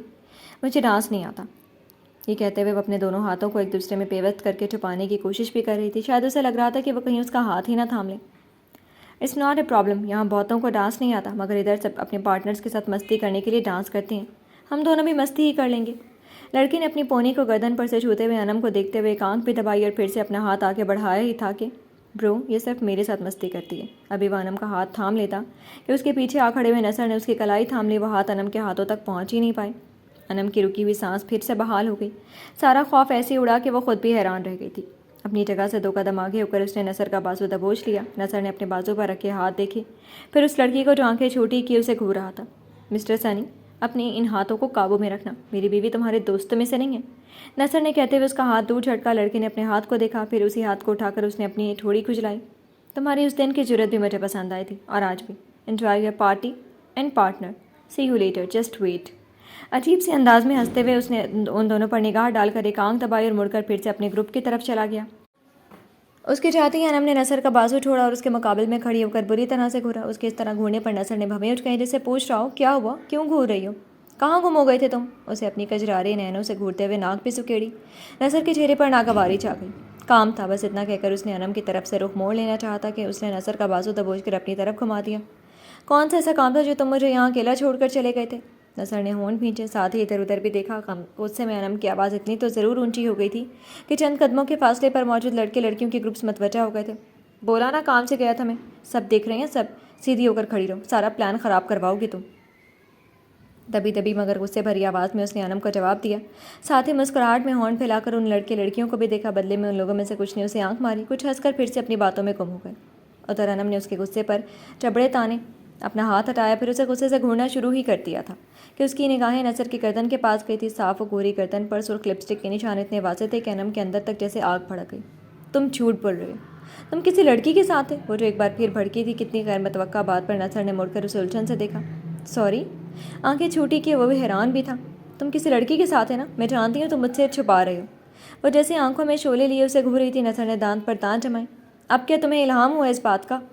وہ انم کی طرف دیکھتے ہوئے تنزیہ بولا، وقت کم تھا اور کام سخت، اور میڈم نئی بحث میں لگی ہوئی ہیں، اس کا تو لگتا ہے ادھر آ کر دماغ ہی پھرا ہوا ہے۔ اپنی گردن دیکھو، وہ سارے جھوٹ کھول رہی ہیں۔ انم کی آنکھوں سے جیسے چنگاری پھوٹ پڑی تھی۔ نصر نے بے ساختہ اپنی گردن چھوئی، پھر ہاتھ اپنے سامنے پھیلا کر انگلیاں دیکھی۔ سرخ رنگ انگلیوں پر آ لگا تھا۔ یہ شاید جب وہ اسپائی لپسٹک کیمرہ یوز کر رہا تھا تب شاید گردن کھجلاتے ہوئے لگ گیا ہوگا۔ اس نے سوچ کر بس گردن جھٹکی۔ میں کسی لڑکی کے ساتھ نہیں تھا، سنجیدگی سے بتا کر وہ اس بھیڑ میں وہ آدمی ڈھونڈنے کی کوشش کرنے لگا جس کے بارے میں اسے اطلاع ملی تھی کہ وہ اس کی مدد کرے گا، مگر وہ ابھی تک ملا نہیں تھا۔ ادھر انم اس کی سوچ سے انجان کچھ دیر اسے ایسے ہی شیرنی سی نگاہوں سے اسے گھورتی رہی تھی، تو پھر اپنے جیسے مرد کے ساتھ رہے ہوگے۔ غصے میں بے ارادہ منہ سے نکلا اور اس نے جیسے نصر کے زخم پر ہاتھ رکھ کر دبا دیا تھا۔ لہو پھوٹا یا مواد جیسا رسا، مگر نصر کی آنکھوں میں سارے بدن کا خون سمٹ آیا۔ It's none of your business. وہ غرایا تو انم نے سہم کر اس کی طرف دیکھا۔ نصر کی آنکھوں میں برہمی کے ساتھ تکلیف دہ عذاب کا اثر دیکھ کر گلٹ بھی ابھرا تھا۔ وہ بھی تو اس کی طرح مجبوری تھا، اس کے ساتھ بھی تو ظلم ہوا تھا۔ سب کچھ جانتے ہوئے ویسی بات بول گئی تھی۔ گلٹ کے احساس سے آنکھیں ابھر آئیں۔ ابھی وہ معذرت کرتی کہ ایک طرف سے اپنی طرف آتی روکی کو دیکھ کر اس نے بے ساختہ پھر سے نصر کا ہاتھ تھام لیا۔ اس کے ساتھ اس کی گرل فرینڈ اور پیچھے چند اور لوگ میں وہ منسٹر کا بیٹا بھی اپنی گرل فرینڈ کے ساتھ شامل تھا۔ نصر نے سرد نگاہوں سے ان لوگوں کو اور سب سے آگے آگے چلتے راکی کو دیکھا۔ اس کے پاس آنے کا مقصد ضرور اسے ذلیل اور نیچا دکھانے کے لیے ہوگا، یہ سوچ کر اس نے آنے والے لمحوں کے لیے خود کو تیار کیا۔ اب وہ انم کی کمر میں ہاتھ ڈال کر اسے خود سے قریب کر کے مسکرا رہا تھا، مگر اس کی مسکراہٹ میں آگ سی تپش تھی۔ راکی اس کے قریب آ گیا تو اس نے اپنی نشے سے سرخ اور بوجھل آنکھیں انم پر ڈالیں، پھر نصر کو دیکھا۔ یار گولڈی، تم تو اپنی بیوی کے ساتھ اس طرح بیزار سے سب سے کٹ کر کھڑے ہو جس اس پارٹی میں تم دونوں کو زبردستی بلوایا گیا۔ ہمارے سنی کو تم سے کچھ شکایت ہو گئی ہے، وہ کہہ رہے تم اسے مہمان نوازی کا موقع نہیں دے رہے ہو۔ وہ مکاری سے بولتے ہوئے اپنی بغل میں کھڑے منسٹر کے بیٹے کے شانے پر ہاتھ رکھ کر نصر کو دیکھتے ہوئے مکاری سے مسکرا رہا تھا۔ سب کی نگاہیں سرور اور مستی میں ڈوبی ہوئی نصر اور انم پر جمی ہوئی تھی۔ کیسی مہمان نوازی؟ وہ آنکھوں میں تیز چبھن لیے راکی اور اس لڑکے کو گھور رہا تھا جن کی آنکھیں خباثت سے چمک رہی تھی۔ باقی افراد بس تماشا دیکھ رہے تھے، انہیں بس ہونے والے تماشے سے ملنے والے لطف سے مطلب تھا۔ کوئی زیادہ نہیں، بس ہمارے ساتھ انجوائے کرو، بالکل اسی طرح جیسے اس پارٹی کے رولز ہیں۔ کیوں سنی، کیسا لگے گا یہ موسٹ بیوٹیفل کپل رومانس کرتے ہوئے؟ تم نے سنی سے کہا ہے نا کہ تمہاری بیوی بس تمہارے ساتھ مستی کر سکتی ہے، تو ہم سب کے سب سنی کے ساتھ یہ دیکھنے آئے ہیں کہ تم مستی کرتے کیسے ہو۔ بولتے ہوئے راکی نے اس منسٹر کے کاندھے پر ایک ہاتھ بھی مارا۔ وہ سب اب زور زور سے ہنس رہے تھے۔ جہاں انم کی انگلیوں میں لرزش اتری، وہیں نصر کے اندر اشتعال کی لہریں اٹھی۔ راکی اس کی نفسیات سے کھیلنا چاہتا تھا۔ تمہیں معلوم نہیں راکی برو، مجھے بہت اچھا لگنے والا ہے جب گولڈی کو رومانس کرتے ہوئے دیکھوں گا، کیونکہ میں تو کچھ نہیں کر سکتا مگر دیکھ کر ہی دل کو تسلی دے سکتا ہوں۔ اپنے جبڑے کو انگوٹھے اور انگلیوں کے بیچ سے سلاتے ہوئے سنی انم کے چہرے پر پھیلتی گھبراہٹ کو دیکھتے ہوئے مزے لے رہا تھا۔ سنی کی بیہودہ بات پر ایک اور قہقہا گونجا تھا اور انم کی آنکھیں بھر آئیں۔ اپنی پستی سے گرے ہوئے یہ لوگ جن کی زندگی کا مقصد انجوائمنٹ کے نام پر کسی حد تک بھی کسی انسان کے نازک جذبات سے کھیل کر مزے لینے میں آتا تھا، اب وہ چاہے جو کچھ بھی، انہیں کوئی فرق ہی نہیں پڑتا تھا۔ اپنے دل کو تسلی دینی ہے نا، تو یہ پارٹی کافی ہے تمہارے لیے۔ اپنی گرل فرینڈ سے تسکین حاصل کر لی۔ اتنی دیر سے سب برداشت کرتے ہوئے خاموش نصر نے اپنا تیش دباتے ہوئے بس سرخ آنکھوں سے اس سنی کو گھورا۔ لیکن ہم چاہتے ہیں کہ تم ہماری بھی تسلی کروا دے۔ راکی کی نگاہیں انم کے وجود میں جیسے گڑی جا رہی تھی۔ نصر کے ساتھ لگتے ہوئے وہ بے تحاشا دھڑکتے دل کے ساتھ بمشکل کھڑی تھی۔ میں اپنی بیوی کے ساتھ انجوائے کروں، لڑوں یا رومانس کروں، تمہیں دکھا کر تسلی دینے کا مجھے کوئی شوق نہیں ہے۔ وہ ایک بار پھر انم کی کمر میں ہاتھ ڈال کر اس طرح مضبوطی سے کھڑا، اس کی آنکھوں میں آنکھیں ڈال کر بولا کہ اس بار راکی کی آنکھیں چمکی۔ رومانس؟ تم کرتے ہو رومانس؟ وہ صاف گولڈی کا مذاق اڑا رہا تھا۔ نصر نے ہونٹ بھینچے۔ سنی اپنے جبڑے سے لاتے ہوئے آرام سے ان دونوں کو دیکھ رہا تھا، البتہ اس کے ساتھ کھڑی اس کی گرل فرینڈ کچھ بیزار سی نظر آ رہی تھی۔ مجھے تمہیں دکھانے کی ضرورت نہیں ہے۔ وہ اپنے سنہری لینس لگی آنکھوں سے راکی کو بری طرح سے گھور رہا تھا۔ اب تو پارٹی میں موجود اور لوگ بھی ان کی طرف متوجہ ہونے لگے تھے۔ نصر کے لیے ایسی سچویشن خطرناک تھی، سارا کام بگڑ سکتا تھا۔ کیوں نہیں ہے؟ تم بس ایک کس کر دو اپنی بیوی کو، میں مان لوں گا کہ تم پھر بھی ایک مرد ہو۔ راکی آج کچھ زیادہ ہی اس کے ساتھ گھٹیا پن پر اترا ہوا تھا۔ راکی؟ وہ دبا دبا غرایا۔ لوگوں کی بھیڑ خود کو چھیدتی ہوئی محسوس ہونے لگی۔ راکی طنزیہ مسکرایا اور سنی سے بولا، دیکھا سنی، میں نے کہا تھا نا کہ یہ کچھ نہیں کر سکتا۔ میں شرط بہت آسانی سے جیت جاؤں گا۔ گولڈی کسی مستی کے قابل نہیں ہے۔ راکی کی آنکھوں میں جیت کا نشہ تھا اور نصر کے لیے حقارت۔ سنی نے اسے دیکھا، پھر نصر کی طرف جو انم کا بازو دبوچ کر اسے کھینچ کر اپنے سامنے کر چکا تھا۔ یہ کیا ہونے والا تھا؟ انم سہم کر اسے دیکھنے لگی۔ نصر کی آنکھوں میں جو کیفیت تھی اسے دیکھ کر اس کی ریڑھ کی ہڈی میں سے ایک سنسناہٹ سی گزر گئی۔ نصر نے ایک ہاتھ اس کی کمر میں ڈال کر خود کے قریب کھینچا اور دوسرا ہاتھ اس کی گردن میں ڈال کر کسا تھا۔ انم نے تھوک نکلتے ہوئے نصر کی شرٹ کو اپنی مٹھیوں میں بھر لیا۔ پل پل نصر کا چہرہ اس کے چہرے پر جھک رہا تھا۔ مجھے یہ کرنا ہی پڑے گا، سوری۔ وہ انم کے ہونٹوں کے پاس مدھم سا بول کر تھما۔ ایسا کرنا خود اس کے لیے بھی بہت سخت تھا، لیکن اگلی پل اس نے بہت آہستگی سے انم کے کانپتے لبوں کو اپنے ہونٹوں کے درمیان بھرا تھا۔ نصر کے اس عمل میں کسی نفسی خواہشات کا دخل نہیں تھا۔ اس وقت راکی کی بات کا جواب دینے سے زیادہ اس کی اپنی طرف سے زیادہ توجہ ہٹانا زیادہ اہم تھا، اس لیے اس نے یہ حرکت کرنے کی سوچی تھی۔ مگر یہ انم کی زندگی کا پہلا تجربہ تھا جس نے اس کے حواس کو پوری طرح اپنی آغوش میں لے لیا۔ اس کے ہونٹوں کی تپش سے آنکھیں بند کر چکی تھی۔ رفتہ رفتہ سانسوں میں گھلتی گرم سانسیں دل کی سرزمین پر بکھر کر اپنی گرم تپش سے میٹھی میٹھی سے کسک جگا رہی تھی۔ سنی نے بے تحاشا سیٹیاں ماری تھیں اور راکی کی آنکھوں میں ہی کیا، یہاں موجود گولڈی کو جاننے اور پہچاننے والے لوگوں کی آنکھوں میں تحیر امڈ آیا تھا۔ ان سالوں میں گولڈی وہ کام کر رہا تھا جس کی چاہت یہاں آنے والی کسی لڑکی کی بھی اس نے کبھی نہیں پوری کی تھی۔ وہ برف کے مانند تھا، اس کے اندر جوش و سرکش جذبات پنپتے ہی نہیں تھے۔ پھر آج راکی کی آنکھوں میں شعلے سے چلنے لگے، دل میں تیز جلن پیدا ہوئی تھی۔ لاتعداد سیٹیوں کی آوازیں، بیہودہ جملوں کی بھرمار تھی جو ان دونوں کو گھیرے ہوئی تھی۔ جب اس نے انم کے لبوں کو اپنے ہونٹوں سے رہائی دی تھی، انم نے پلکیں کھولی تو اس کی آنکھوں میں تیرتے گلابی ڈوروں کی سرخی سے اور بھی مست اور نشے سے بوچھل ہو چکی کالے نین میں دیکھتے ہوئے نصر کی آنکھیں ڈوب کر ابھری تھی۔ واو، دیٹس گریٹ برو۔ سنی کے ساتھ اور بھی سیٹیوں اور تالیوں کی آواز سن کر وہ ہوش میں آ گیا۔ تیزی سے نگاہوں کو بہکنے سے روک کر اس نے انم کی گردن سے اپنا ہاتھ ہٹا لیا۔ ادھر انم کا سارا خون سمٹ کر اس کے چہرے پر آ گیا تھا۔ وہ شرم سے سرخ ہو گئی تھی۔ سنی کی گرل فرینڈ نے بڑی دلچسپی سے اس کے چہرے کی طرف دیکھا۔ نصر نے یوں ہی انم کو تھامے میں مڑ کر راکی اور سنی کو دیکھا۔ راکی شرط آ گیا، تم اسے ڈبل پیسے لے سکتے ہو۔ اپنے سلکی بالوں میں انگلیاں پھیرتے ہوئے اس کی آنکھوں میں راکی کو جلا دینے والی چمک تھی۔ سنی نے زوردار قہقہا لگایا، وہیں راکی کا چہرہ دیکھنے کے لائق ہو گیا تھا۔ وہ اسے خونخوار آنکھوں سے دیکھتے ہوئے اس بھیڑ سے نکل کر چلا گیا تو نصر کی آنکھیں اپنے پلان پر اور بھی چمک گئی۔ اب تم بھی جا سکتے ہو، وہ سنی سے برہم سا بول کر انم کو لے کر مڑتا کہ سنی بہت تیزی سے اس کے سامنے آ کھڑا ہوا۔ برو میں تو تمہارا فین ہو گیا ہوں، اسپیشلی تمہارے کس کرنے کے ڈھنگ کا۔ سنی ایک آنکھ دباتا بے ڈھنگے پن سے ہنسا۔ نصر کا دل کیا ایک بار پھر مکہ اس کے جبڑے پر مار دے کہ سوری گولڈی، ایسے بات کرنے کا ڈھنگ کبھی نہیں آئے گا، پلیز تم میری بات سنو۔ اب تک خاموش رہی سنی کی گرل فرینڈ اس کے شانے پر ہاتھ رکھ کر نرمی سے بولی۔ ادھر انم نے نصر کے شانے پر اس کا ہاتھ دیکھا، پھر نصر سے پہلے اس کا ہاتھ اس کے شانے سے جھٹک چکی تھی، آنکھوں میں تیز چبھن لیے اسے گھورا بھی۔ سنی اور اس کی گرل فرینڈ ایک دوسرے کو دیکھا، پھر زور سے ہنس پڑے۔ انم نے دانت پر دانت رکھ کر دونوں کو گھورا، مگر نصر نے کوئی تاثر نہیں دیا۔ تم شرط جیت چکے ہو، اب ہمارا پیچھا چھوڑو۔ اپنے سامنے کھڑے سنی اور اس کی گرل فرینڈ دونوں اسے کوفت میں مبتلا ہو رہا تھا۔ وہ جان چھوڑے تو وہ اپنے کام آنے والے آدمیوں کو ڈھونڈے۔ سنی نے اس بار سنجیدگی سے اسے دیکھا۔ سنا ہے تمہیں کار ریس میں کوئی ہرا نہیں سکتا، میں تمہارے ساتھ ریس لگانا چاہتا ہوں۔ وہ اپنی پینٹ کی جیب میں ہاتھ ڈال کر کھڑا اسے اپنی سنہری آنکھوں سے مسکراتے ہوئے دیکھ رہا تھا۔ کار ریس؟ اس کے دماغ میں بس اسی پل سارا لائے عمل تیار کر لیا، یہاں سے جانے کا اسے راستہ مل گیا تھا۔ اس کی آنکھوں میں بجلی سی کوند رہی تھی۔ اس نے بس ہاں میں سر ہلایا تو سنی نے فوراً اسے ہاتھ میں لانے کے لیے اپنا ہاتھ آگے بڑھایا تو نصر نے بھی اس کے ہاتھ میں ہاتھ دیا۔ دونوں کی آنکھوں میں خاص چمک تھی۔ پھر کچھ ہی لمحوں کے بعد اس عالیشان عمارت کی پارکنگ میں کئی کاریں آگے پیچھے کھڑی ٹائم سٹارٹ ہونے کا انتظار کر رہی تھیں۔ راکی اور نصر کی کار ایک دوسرے کے ساتھ ساتھ کھڑی اپنے اپنے ہدف کے حصول کے لیے برابر میں کھڑی تھی۔ تبھی ایک لڑکی کار کے بیچ آ کر کھڑی ہوئی، ہاتھ میں لیا ہوا چھوٹا پرچم ہلایا، پھر فائر کی آواز سنتے ہی کاریں تیز سپیڈ سے دوڑتی ہوئی ایک دوسرے کو اوورٹیک کرتی پارکنگ ایریا سے نکلتی چلی جا رہی تھیں۔ یہ کاریں منتخب منٹس میں اس ایریا میں پھیلے جنگل کے راستے کا ایک راؤنڈ لگا کر واپس لانی تھیں۔ جو پہلے آتی وہ ونر ہوتا۔ پارکنگ سے نکل کر کاریں روڈ پر دوڑی تو انم کا دل تیز تیز دھڑکنا شروع ہو گیا تھا۔ نصر کی کار سب سے سپیڈ سے چل رہی تھی، وہ ایک ماہر رائڈر کی طرح کار چلا رہا تھا۔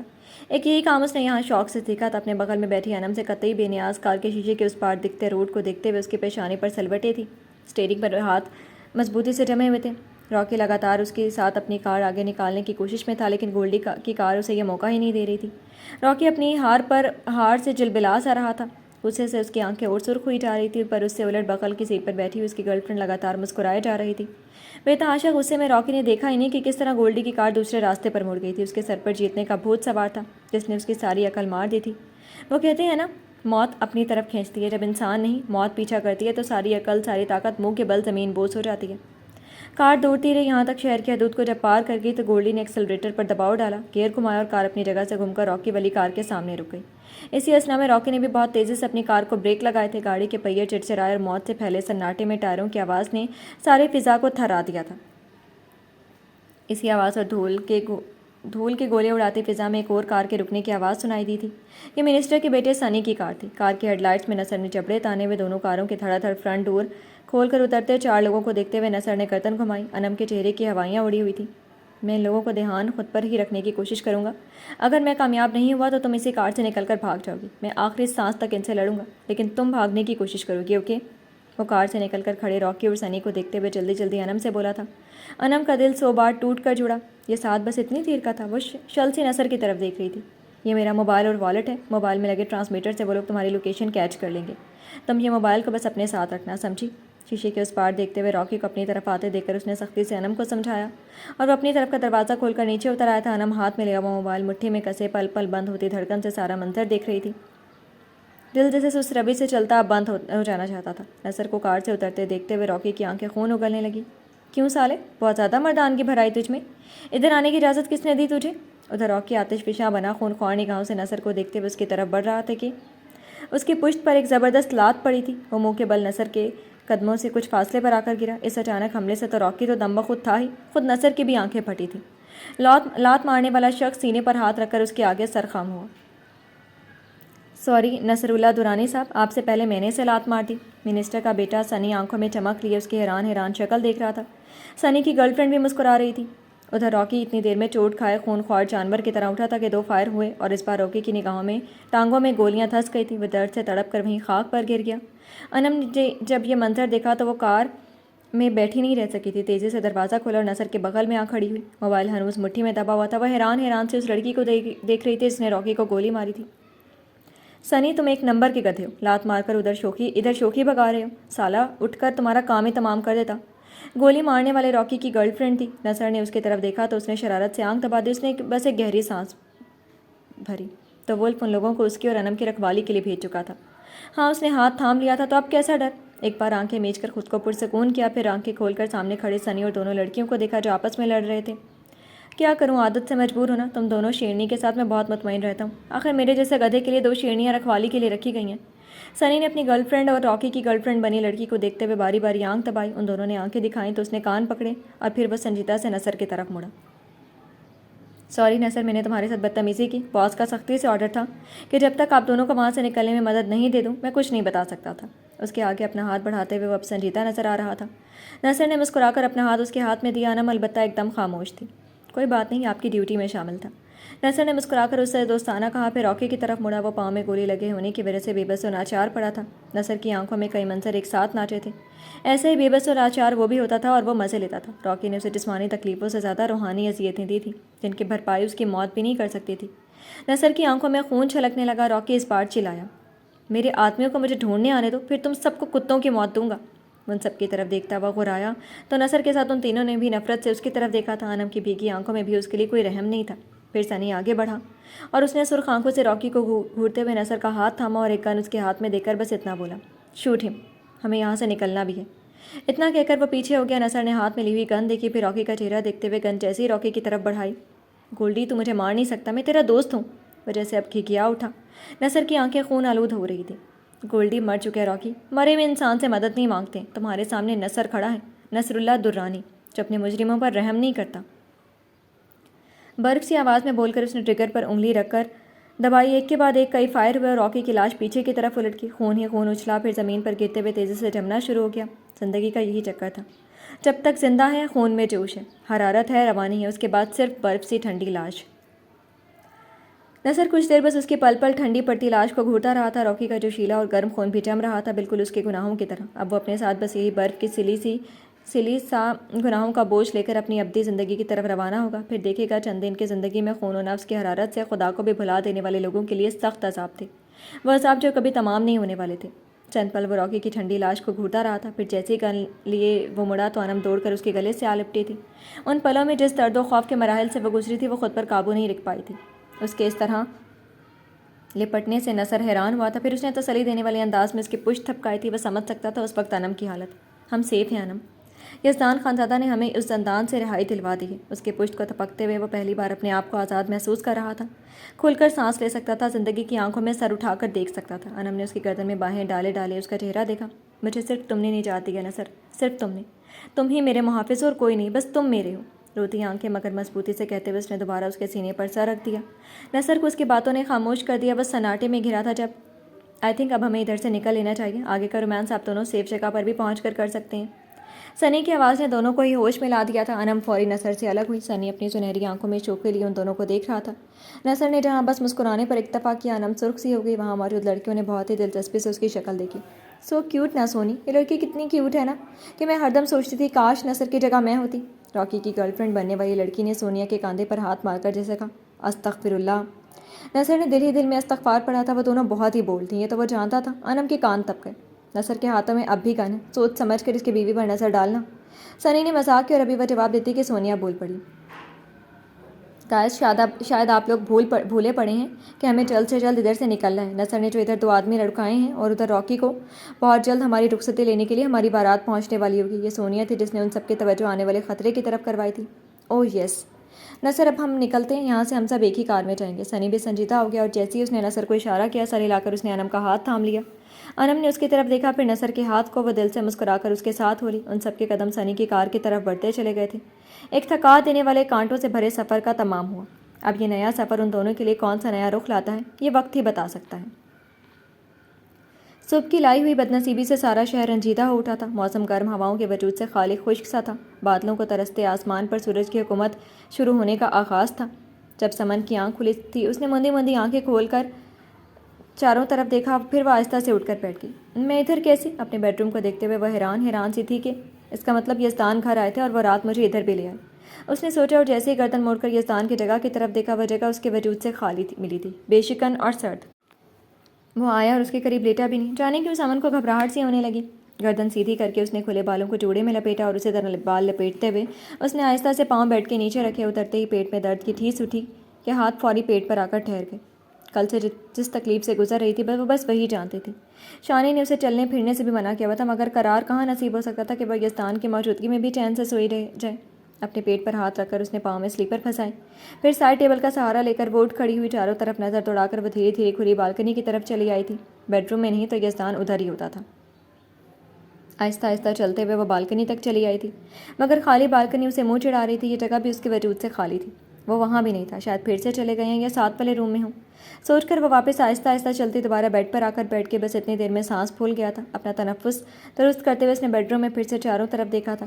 کچھ تو تھا کہ دل کی گھبراہٹ کم نہیں ہونے دے رہا تھا۔ خاموشی عجیب سی کیفیت پیدا کر رہی تھی۔ آئے تو تھے، ادھر ہی رہتے، میرے جاگنے کا بھی انتظار نہیں کیا۔ ایک اداسی نے اس کا گھیراؤ کر لیا تھا۔ ہولے سے آنکھیں موند کر اس نے چند گہری سانسیں لی، پھر آنکھیں کھولی تو یوں ہی نظر واش روم کے کھلے دروازے کی طرف چلی گئی۔ کچھ تو غیر معمولی سا ادھر لگ رہا تھا۔ سمن پھر سے ہمت کر کے اپنی جگہ سے اٹھی، آہستہ آہستہ قدموں سے وہ واش روم کے دروازے تک پہنچ گئی، مگر ادھر کا نظارہ دیکھ کر سمن کی آنکھیں جیسے پھٹی تھیں، سانسیں رکنے لگیں۔ ایسا منظر اس کے خواب و خیال میں بھی نہیں تھا۔ ادھر یزدان باتھ ٹب میں کپڑوں سمیت اس طرح لے رہا تھا کہ پاؤں اور ہاتھ باہر لٹک رہے تھے، سر ڈھلکا ہوا تھا اور آنکھیں بند تھیں۔ ٹب کا پانی لہو گھولتا گلابی مائل ہو رہا تھا، وہ زخمی تھا، اس کے چہرے پر بھی زخم تھے، ہاتھوں کی جلد پھٹی ہوئی ادھر سے ہی نظر آ رہی تھی۔ سمن کی سانسیں اس کی حالت سے گھٹنے لگی تھی۔ یزدان کیا ہوا؟ ایسے کیوں ادھر پڑے ہیں؟ کیسا درد، کہاں کی احتیاط؟ سمن اپنی ساری تکلیف بھول کر تیزی سے چل کر ادھر چلی آئی۔ یزدان نے بس سر اٹھا کر آنکھیں کھولی، وہ صدمے اور دکھ میں ڈوبی اس کے سامنے تھی۔ زرد زرد سی ہوتی اس کی زندگی۔ یزدان کی تکلیف کا احساس اور بھی بڑھ گیا، سینے میں جلن کچھ اور بھی بڑھ گئی تھی۔ ہنکارا بھر کر اس نے پھر سے آنکھیں بند کر کے سر پیچھے کی طرف ڈھلکا لیا۔ اس کے دل میں بہت درد تھا، کوئی دل کاٹ رہا تھا اور لہو دل کی سرزمین پر گرتا سارے وجود کو زخم کی شدت سے نیلا کر رہا تھا۔ آپ زخمی ہیں؟ سمن کی آواز لرز رہی تھی۔ آج تک اسے اس حال میں نہیں دیکھا تھا، دل جسے تڑپ رہا تھا، رو رہا تھا۔ میرے دل پر بھی بہت زخم ہے۔ کیسی درد بھری آواز تھی۔ سمن کے دل میں درد کے ساتھ ایک خوف سا بھی گزرا۔ وہ ایسے کیوں ریئیکٹ کر رہا ہے؟ اس کے سامنے وہ کبھی اس حالت میں نہیں رہا، تو پھر آج چرخ ستم نے کون سا ظلم ڈھایا تھا؟ پلیز اٹھیں، مجھے اس کی تکلیف کے احساس سے بس رو دینے کو تھی۔ بہت تیزی سے آگے بڑھتے ہوئے جھک کر اس کا ہاتھ تھام لیتی کہ یزدان کی سرد آواز پر جہاں تھی وہیں ٹھہر گئی۔ جہاں کھڑی ہو وہیں کھڑی رہو، مجھے ہاتھ بھی مت لگانا۔ سمن اس کی آواز کے سرد پن سے ششدر سی رہ گئی۔ یزدان، ہونٹوں سے بس اس کا نام نکلا اور آنکھوں سے آنسو۔ یزدان نے آنکھیں کھلی اور نمکین پانیوں سے تر ہوتے آنکھیں ٹکرائیں، پھر وہ ان کی آنکھوں میں دیکھتے ہوئے باتھ ٹب تھام کر اٹھ گیا، کپڑوں سے پانی ٹپک ٹپک کر فرش کو بھگونے لگا۔ جسم پر لگے سارے زخم ظاہر ہو گئے۔ سمن آنکھوں میں صدمہ لیے شل سی اسے دیکھ رہی تھی، اس کے کپڑے خون آلود تھے۔ نہ جانے وہ کتنا زخمی تھا، مگر اس چہرے پر اتنی سختی جاگ چکی تھی کہ اس کی آگے بڑھ کر دیکھنے کی بھی ہمت نہیں ہو رہی تھی۔ یزدان خاندادہ کا خوف سر ابھار چکا تھا۔ یزدان وہیں باتھ ٹب کے قریب والی دیوار سے ٹیک لگا کر اسے زخمی حالت میں بیٹھ گیا، دونوں گھٹنے ملا کر دیوار سے سر لگایا اور سمن کو دیکھا۔ اسی پل میں سمن کی آنکھیں اس کی آنکھوں میں چھلکتے درد سے کراہنے لگی تھیں۔ یزدان، وہ بھی وہیں فرش پر جسے ڈھہ کر بیٹھ گئی۔ بیچ کے 2 ہاتھ کے فاصلے پر وہ دونوں ایک دوسرے کو دیکھتے ہوئے اپنے اپنے انکہے دکھ بیان کر رہے تھے، برداشت کر رہے تھے۔ دل کے سبھی جذبات میں بس درد کروٹیں لے رہا تھا۔ یزدان کچھ دیر بس بے تحاشا گلابی ہوتی آنکھوں سے سمن کے زرد زرد چہرے کو دیکھتا رہا، پھر تمہیں معلوم ہے سمن، میری سب سے بڑی مشکل کیا بن گئی ہے؟ فرش پر بیٹھے ہوئے وہ مسلسل اسے دیکھتے ہوئے درد سے بول رہا تھا۔ سمن کا دل جیسے کٹ رہا تھا، دل لہو لہو ہو رہا تھا، خوف سے دل سکڑ سمٹ کر جیسے بند ہونے کے در پہ تھا۔ بار بار دھندلا جاتی آنکھیں یزدان کے چہرے پر جمی تھیں۔ میری سب سے بڑی مشکل تم بن گئی ہو سمن، تم۔ وہ سر ہلا کر زخمی سا مسکرایا، کیونکہ تم سمجھ چکی ہو کہ میں تمہارے لیے ہر کام انجام دے سکتا ہوں، ہر کام۔ اس کی آواز میں مضبوطی تھی پر آنکھیں سرد۔ سمن دم سادھے سن رہی تھی۔ پھر وہ کام برا ہو اچھا ہو مجھے کوئی فرق نہیں پڑتا، اور یہی چیز میرے لیے خطرناک ثابت ہو گئی۔ لیکن اب مجھے ایک بات سمجھ میں آ گئی کہ عورت کو ٹوٹ کر محبت دو، مگر اسے کبھی احساس نہیں ہونے دینا کہ وہ تمہاری کمزوری ہے، ورنہ میرے جیسا حال اس مرد کا ہوگا جو زندگی میں صرف ایک بار محبت کرتے ہیں اور وہی محبت اسے سولی پر لٹکا دیتی ہے۔ وہ اس طرح ہنسا جیسے خود پر ہنس رہا ہوں۔ سمن کی آنکھوں سے کئی آنسو ٹوٹ کر گرے، لب چینخ اٹھنے کے لیے لرز رہے تھے، مگر سختی سے پیوست کیے وہ اپنی چینخیں دبا رہی تھی۔ لیکن اب میں سوچتا ہوں تمہیں یہ بات کبھی پتہ نہیں چلتی تو میرے نفع میں ہوتی۔ عورت کو احساس ہو جائے کہ یہ مرد میری محبت میں سب کچھ کر ڈالے گا تو وہ ہر جائز ناجائز خواہشات کی تکمیل کے لیے کبھی بھی خود سے محبت کرنے والے مرد کے احساس کی بھی پرواہ نہیں کرے گی۔ دیوار سے سر لگائے وہ سمن کی آنکھوں سے ٹوٹ ٹوٹ کر گرتے آنسوؤں کو دیکھتا ایک عذاب اپنے دل پر اترتا محسوس کر رہا تھا، مگر وہ اس وقت بے بس تھا، ان آنسوؤں کو مٹا دینے پر، اپنی زبان کو خاموش کر دینے پر۔ سمن نے اس بار اس کے دل پر ہاتھ ڈالا تھا۔ وہ اس کی پل پل خراب ہوتی حالت کے باوجود بھی بول رہا تھا، میرے غرور کی شاید یہی سزا تھی کہ میں تمہارے لیے اتنا کمزور بن گیا کہ تم میرے جذبات سے بھی کھیلنے لگی۔ وہ ایک بار پھر سر جھٹک کر جیسے خود پر ہنسا، مجروح ہنسی۔ سمن کا دل ٹکڑے ٹکڑے ہو رہا تھا۔ یزدان، بس یہی ایک لفظ اس کے ہونٹوں سے نکل رہا تھا، مگر وہ جیسے کچھ سن ہی نہیں رہا تھا۔ نہ اس کے آنسو سے دکھائی دے رہے تھے، نہ اس کی اور بھی زرد ہوتی رنگت اپنے سینے میں اٹھتے درد سے یزدان کی سانسیں گھٹ رہی تھی، وہ جیسے خود کو مار رہا تھا۔ یزدان خانزادہ جو ایک دنیا کو اپنی ٹھوکر میں رکھ سکتا ہے، وہ خود اپنی بیوی کے لیے ایک بے جان پتھر بن گئے، جسے وہ جب چاہتی ہے ٹھوکر مارتی ہے، دھوکہ دیتی ہے، اس سے جھوٹ بول کر اس کے عشق کا مذاق اڑاتی ہے۔ اس بار اس نے اپنا سر دیوار سے ٹکرا دیا، بے بسی اور برداشت کی ڈور اب ہاتھ سے چھوٹ جانا چاہتی تھی۔ یزدان ایسا مت کہیں، مت کریں ایسا۔ سمن کے ہونٹوں سے سسکی سے نکلی، اپنے سینے پر ہاتھ رکھ کر اس نے دبایا تھا۔ درد شدید تھا، سانس اب سینے میں ہی اٹک رہا تھا۔ ایسا مت کہوں تو پھر کیا کہوں، پھر کیا کروں کہ تم میرے جذبات کو رونا چھوڑ دو، کیا کروں کہ یقین ہو جائے ہاں تم اب یہ کام نہیں کرو گی۔ وہ ایک دم سے ہائپر ہو کر چیخا، خون آلود آنکھوں میں دنیا بھر کی وحشت آ سما آئی۔ سمن کے ہونٹ بس لرز کر رہ گئے، سارے الفاظ اپنی موت آپ مر گئے۔ اس کی آنکھوں کی وحشت سے وہ کھسک کر دیوار سے لگ گئی، فاصلے اور بھی بڑھ گئے۔ تمہیں میں گدھا لگتا ہوں نا، جو تمہاری ہر بات پر آنکھ بند کر کے یقین کر لیتا ہوں، یا وہ کتا جو تمہارے آگے دم ہلاتا تمہارا غلام بنا پھرتا ہے؟ میری کمزوری کا فائدہ اٹھانا تمہیں خوش کرتا ہے، میری وحشت ڈکا کر اس سے کھیلنا تمہیں سکون دیتا ہے نا؟ وہ اس پر چیخ رہا تھا، چلا رہا تھا۔ سمن نے اپنے کانوں پر ہاتھ رکھ کر آنکھیں میچ لیں۔ یزدان پلیز بس کر دیں، خدارا بس کر دیں، میرا دل بند ہو جائے گا خدارا۔ وہ کانوں پر ہاتھ رکھ کر بے بسی سے رو پڑی تو یزدان نے جبڑے بھینچ کر سمن کی متغیر ہوتی حالت دیکھی، وہ تڑپ تڑپ کر رو رہی تھی۔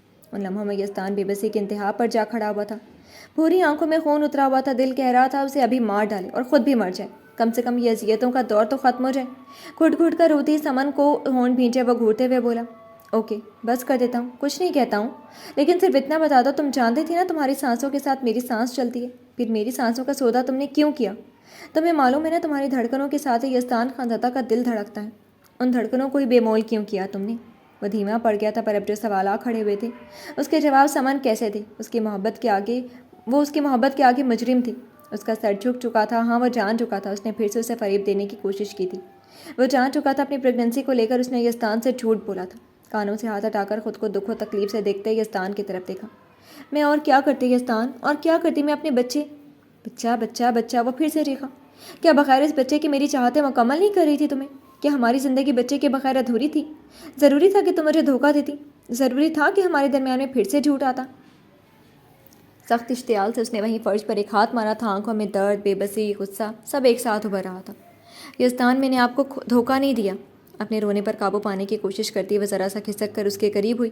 یزدان کی سرخ آنکھیں اور بھی سرخ ہوئیں۔ دیا ہے تم نے مجھے دھوکہ، میری محبت کا سودا کی ہے تم نے، صرف اس بچے کا سوچا، میرا نہیں۔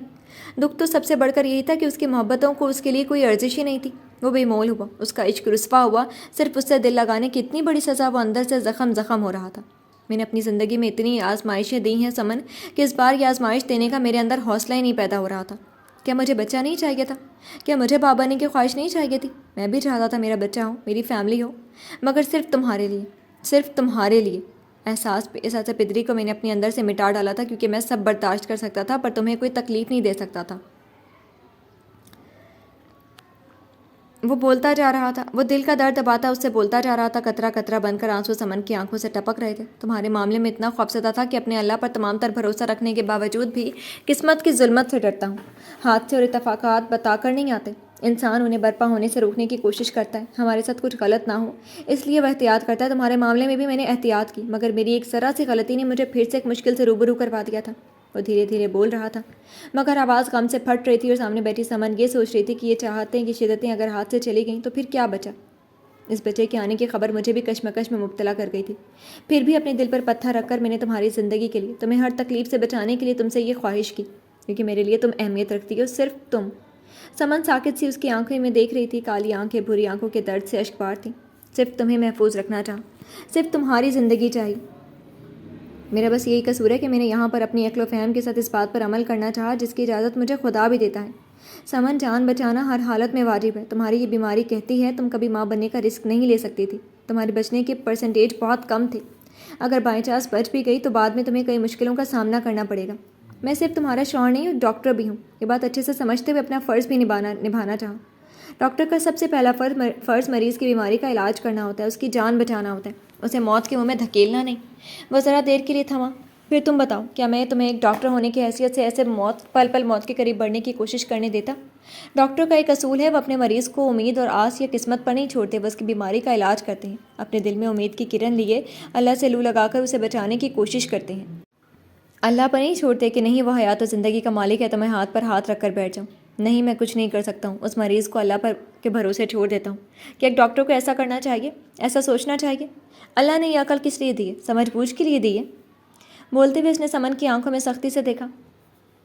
میں نے تمہیں ہر تکلیف درد سے بچانے کے لیے شانی سے مدد مانگی اور تم؟ اس نے جبڑے بھینچے پھر۔ تمہیں یہ سب بہت آسان لگ رہا تھا، تم نے شانی کے ساتھ مل کر مجھے فریب دینا تھا، مگر تم بھول گئیں مریض اپنی بیماری ڈاکٹر سے نہیں چھپا سکتے۔ تمہارا مرض سب ظاہر کر گیا۔ اس کی آنکھیں برہم ہوئی تھیں۔ سمن نے کچھ دیر بس اسے دیکھا، پھر ایک ہاتھ اٹھا کر اپنے آنسو رگڑے۔ ہاں، میں جانتی تھی کہ میں آپ سے یہ راز بہت دن تک نہیں چھپا سکتی، مگر یزدان بس ایک بات کہوں گی، میں نے بھی صرف آپ کا بن کر سوچا۔ سینے میں اٹکا سانس مشکل سے کھینچ کر وہ کچھ دیر تھمی، پھر دل کا درد دباتی بولی، میں نے صرف آپ کا سوچا یزدان، صرف آپ کا، آپ کے بچے کا، آپ کی محبت کا، پہلی محبت کا۔ یزدان نے اس بار دونوں بھویں اٹکا کر ایک دم اسے برہمی سے گھورا۔ آنکھوں میں بے تحاشا سختی در آئی تھی، بہت ضبط کرنے کی کوشش میں اس کے ہاتھ کی رگیں ابھر آئی تھیں۔ اگر اس کے سامنے سمن نہیں ہوتی تو وہ اپنے اشتعال پر کبھی قابو نہیں پاتا، مگر دل کی بے بسی پر جذبات غالب تھے۔ وہ دانت پر دانت رکھے بس سمن کو بولتے سن رہا تھا۔ جس دن یہ بچہ آیا نا، میں نے اسی دن سوچ لیا تھا کہ میں کبھی آپ کو اس خوشی سے محروم نہیں کروں گی۔ میں نہیں بھی رہی تو کیا، ہماری محبت کی نشانی آپ کے پاس رہے گی، وہ بولتی جا رہی تھی، اور یزدان پل پل اسے اپنے دل سے کھیلتے، دیکھتے اور سنتے دیکھ کر پتھر سا ہوا جا رہا تھا۔ وہ اس کے دل کو روند رہی تھی۔ پھر بہت جلد انم ادھر آ جائے گی۔ آپ ماضی میں اس سے محبت کرتے تھے، وہ آپ کی پہلی محبت ہے۔ ایک دن وہ اسی محبت کو جگا کر میری یادیں بھی آپ کے دل سے مٹا دے گی۔ آپ بہت خوش رہیں گے اس کے ساتھ۔ درد سے آنکھیں گلابی ہو رہی تھیں، مگر لبوں پر مسکراہٹ لیے وہ یزدان کو دیکھ رہی تھی۔ یزدان کا دل کیا اپنے بال نوچ ڈالے یا کچھ بھی کر ڈالے، مگر یہ بیوقوف لڑکی کو ستھار دے۔ اس کی اتنی محبتوں کے باوجود بھی وہ کیسے اس خیال کو اپنے دل میں لا سکتی تھی؟ دن رات اس نے اپنے عشق سے اس کی زندگی کے ہر لمحے کو سینچا تھا، یہ یقین دلایا تھا کہ وہی اس کی زندگی ہے، اس کا سب کچھ، اور آج پھر سے نتیجہ وہی صفر۔ وہ سخت برہم سا ہوا تھا۔ اوہ، تو تمہارا یہ پلان ہے؟ تم یہ بچہ پیدا کر کے میری ساری محبتوں کا قرض اتار کر اور مجھے انم کو سونپ کر سکون سے مر جانا چاہتی ہو؟ برہمی سے بولتے ہوئے لہجہ طنزیہ بھی ہو گیا۔ آپ میری محبت کا مذاق اڑا رہے ہیں؟ سمن کی آنکھوں میں آنسو ہی آ گئے۔ شکایت کرتے ہوئے چہرہ اور بھی مرجھایا۔ نہیں نہیں، میں کیوں اتنی عظیم الشان ہستی کا مذاق اڑا سکتا ہوں؟ آپ تو مہان ہو، میں حقیر بندہ بھلا کیسے آپ کا مذاق اڑا سکتا ہوں؟ میں تو گدھا ہوں نا، مجھ میں کیسے ایسی عقل مند والی بات سمجھنے کی سمجھ آ سکتی ہے؟ آپ جاری رکھیے، میں تو ہوں ہی سننے کے لیے۔ آج تک اس نے ایسے طنزیہ لہجے میں شاید ہی کسی سے بات کی۔ وہ دو ٹوک بات کرتا تھا، صاف اور کھری، مگر یہ غم و بے بسی کا احساس تھا کہ آج اس نے اس انداز میں سمن سے بات کی تھی۔ آپ میرا مذاق اڑائے جا رہے ہیں اور کہہ رہے ہیں کہ کچھ نہیں۔ وہ بھی تو اسی کے جیسے حالات سے دو چار تھی، دکھ، غصہ، بے بسی سبھی ابھرے تو ناراض ہو گئی۔ میں اور تمہارا مذاق؟ لیلا، توبہ، تمہارا گدھا شوہر ہوں تو بھلا ایسی جرت ہی بھلا کیسے کر سکتا ہوں؟ لیکن کیا میڈم مہان ہستی یہ بتانا پسند کریں گی اگر تم مری نہیں تو پھر سوچا کیا کروں گی؟ بھرپور طنز کرتے ہوئے وہ دونوں گھٹنے پر ہاتھ رکھ کر آپس میں انگلیاں پھنسا کر اسے دیکھنے لگا۔ کپڑے اب بھی کلے تھے، زخم درد کر رہے تھے، مگر وہ آج ہر بات کلیئر کر لینا چاہتا تھا۔ وہ جاننا چاہتا تھا سمن کس حد تک اس کے دل کو رون سکتی تھی۔ اندر سمن نے سرخ آنکھوں سے بے ساختہ نگاہ چرا لی تھی۔ تو میں اپنا بچہ لے کر آپ کی زندگی سے نکل جاؤں گی۔ ایک بار انم کی جگہ لے چکی، دوبارہ اس کو یہ دکھ نہیں دے سکتی۔ یہ آخری قدم تھا جو اس نے یزدان کے دل پر رکھے ہوئے دباؤ دیا تھا۔ دل سے وہ بار ٹوٹ کر جڑا، مگر زخم کی تراڑوں سے لہو پھوٹ پڑے۔ ان لہو کی سرخی یزدان کی آنکھوں میں سمٹ آئی۔ پھر تم یہ کیوں نہیں کہتے کہ یہ سب ڈرامہ صرف تم انم کے لیے کر رہی ہو؟ یہ بچہ، میں کیوں بیچ میں آ رہا ہوں؟ اب جو بولا تو وہی سنجیدگی اس کے چہرے پر تھی جو سامنے والے کو گھبرا دیتی تھی، نگاہیں ملانے سے خوفزدہ کر دیتی تھی۔ وہ بہت محبت کرتی ہے آپ سے۔ سمن نے پھر سے ہمت کر کے اس کی آنکھوں میں دیکھنے کی کوشش کی۔ تمہیں کون چاہیے، انم یا یزدان؟ وہ فیصلہ کر چکا تھا، آج آزمائش تھی۔ سمن نے کچھ دیر بس اسے دیکھا۔ انم۔ یزدان کو لگا سارا منظر ٹھہر گیا۔ وہ ایک بار پھر اسی عذاب راہوں سے گزر گیا جس نے اس کے سارے جذبات پتھر بنا دیے تھے۔ کچھ دیر ساکت نگاہوں سے اسے دیکھتا رہا، پھر ایک دم سے اس کے چہرہ بے تاثر ہوتا چلا گیا۔ بھوری آنکھیں سرد ہوتی چلی گئیں۔ ایک پل لگا زخم کو دبانے میں، وہ پھر بے حس و بے پرواہ ہو گیا۔ جذبات کے سمندر ٹھہر گئے، سب کچھ ساکت ہو گیا۔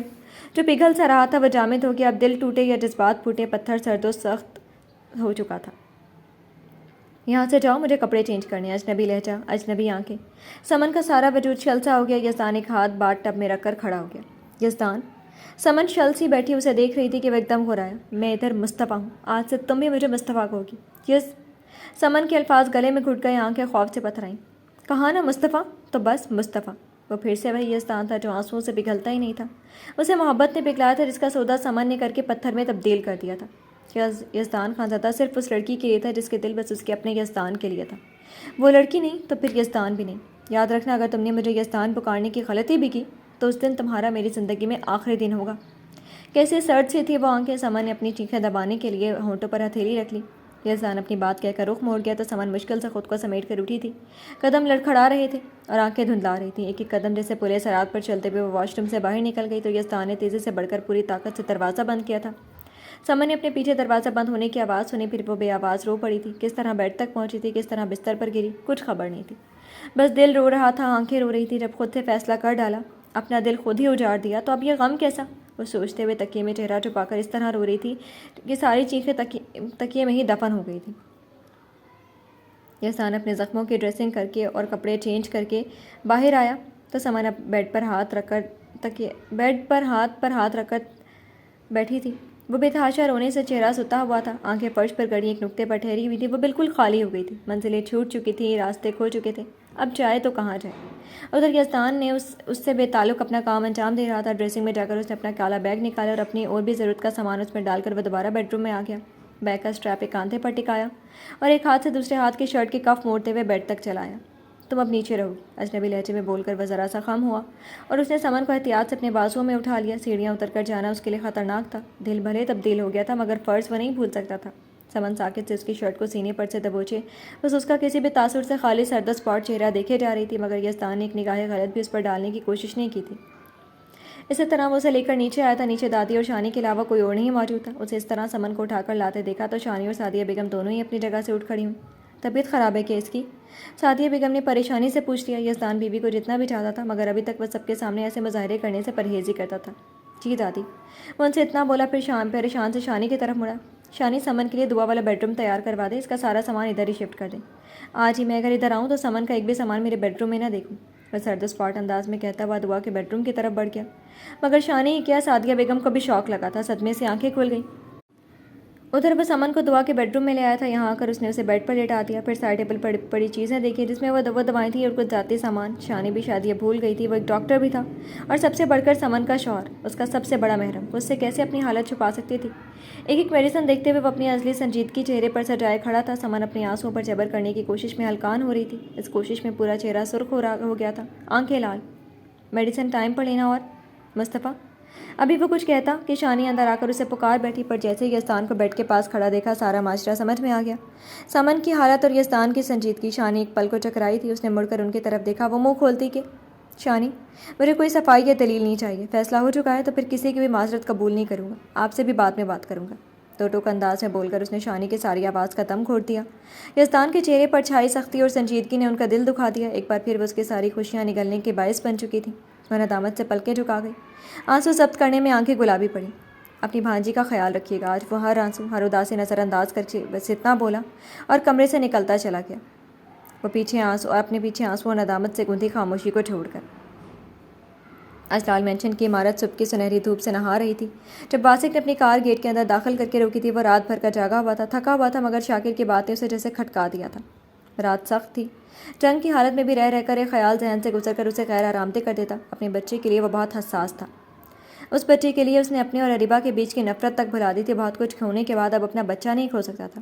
شاکر صحیح کہہ رہا تھا، اسے اس طرح بھروسہ نہیں کر لینا چاہیے تھا۔ جن لوگوں کا ڈسا ہوا تھا، دوبارہ اسی سوراخ میں ہاتھ ڈال کر خود کو ڈسوانا نہایت ہی بے وقوفی بھرا کام تھا۔ وہ بہت تیز قدموں سے چلتا ہوا اندر آیا تھا۔ ازلان مینشن کی عمارت سے لے کر اندر تک خاموشی کا راج بسا ہوا تھا۔ ملازمین خاموشی سے اپنے اپنے کام انجام دے رہے تھے۔ Good morning sir. اسے دیکھا تو وہ ملازمہ فوراً اس کی طرف آ گئی، سر کو خم کر کے ادب سے سلام کر دیا۔ وہ اس گھر کا زبردستی کہیں صحیح مگر داماد تھا، ملازمہ کا عزت دینا تو بنتا تھا۔ اریبہ کہاں ہے؟ واسق نے بس سر ہی آیا اور ادھر ادھر دیکھتے ہوئے اریبہ کے بارے میں پوچھا۔ ملازمہ نے سر اٹھا کر اس کی طرف دیکھا۔ بیبی مارننگ میں سوتی ہیں، ادب سے بتا کر وہ پھر سے سر کو خم دے گئی۔ واسق نے بس گہری سانس بھری۔ بیبی کب جاگتی ہے؟ صبح ہو یا شام، سونا ہی اس کی زندگی ہے، سوچ کر وہ سر جھٹک گیا۔ انہیں جگا کر کہو میں لینے آیا ہوں، لیکن ذرا جلدی، تحکم سے کہہ کر وہ مڑ کر صوفے کی طرف گیا اور ادھر ہی ایک صوفے پر بیٹھ کر اس نے وقت گزارنے کے لیے اپنا موبائل نکال لیا۔ ملازمہ جو اسے دیکھ ہی رہی تھی، اس کے انداز دیکھ کر دل میں چاہے جتنا منہ بنایا ہو مگر ہونٹوں پر مسکراہٹ بدستور قائم تھی۔ وہ دو قدم پیچھے کو ہوئی، پھر مڑ کر سیڑھیوں کی طرف بڑھ گئی۔ اوپر آ کر اس کا رخ اریبہ کے بیڈ روم کی بجائے افشین کے روم کی طرف تھا۔ افشین کا حکم کل رات ہی صادر ہوا تھا، اگر واسق آئے تو اریبہ کے بجائے اسے خبر دی جائے، اس لیے ملازمہ نے اوپر آ کر پہلے افشین کے بیڈ روم پر دستک دی۔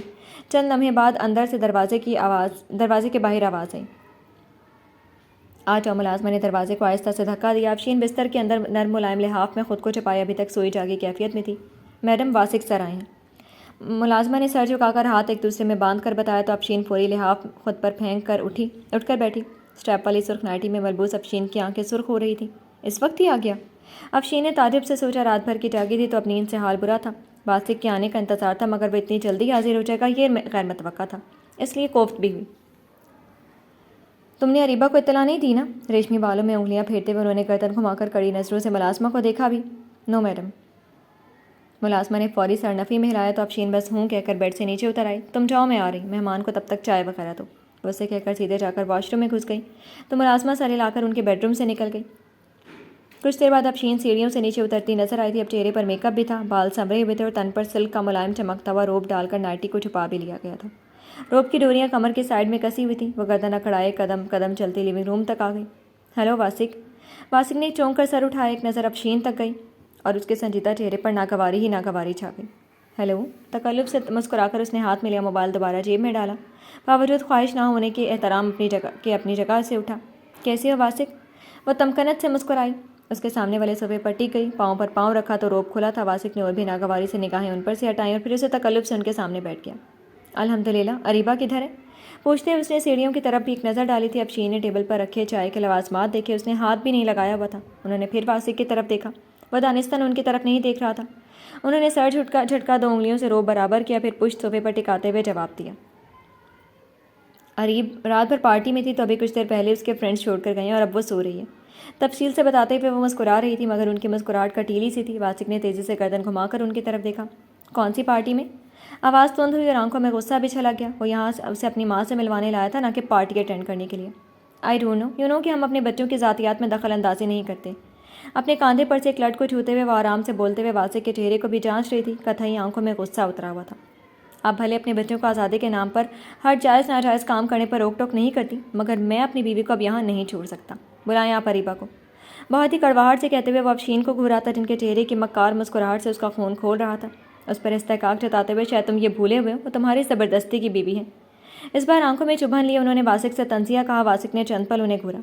آپ بھول رہے ہیں مسز خانزادہ، رشتہ چاہے زبردستی کا ہو یا مرضی سے، کاغذی یا دائمی، بیوی بیوی ہی ہوتی ہے، شوہر کا اس پر پورا حق ہوتا ہے۔ تو آپ کو بتا دوں، اریبہ جب تک میری بیوی ہے میں اپنا حق استعمال کروں گا، اسی حق سے اسے یہاں سے لینے آیا ہوں اور لے کر ہی جاؤں گا۔ چھپتی ہوئی نگاہوں سے ان کی طرف دیکھتے ہوئے وہ مضبوطی سے بولتے ہوئے اٹھ کھڑی ہوئی تھی۔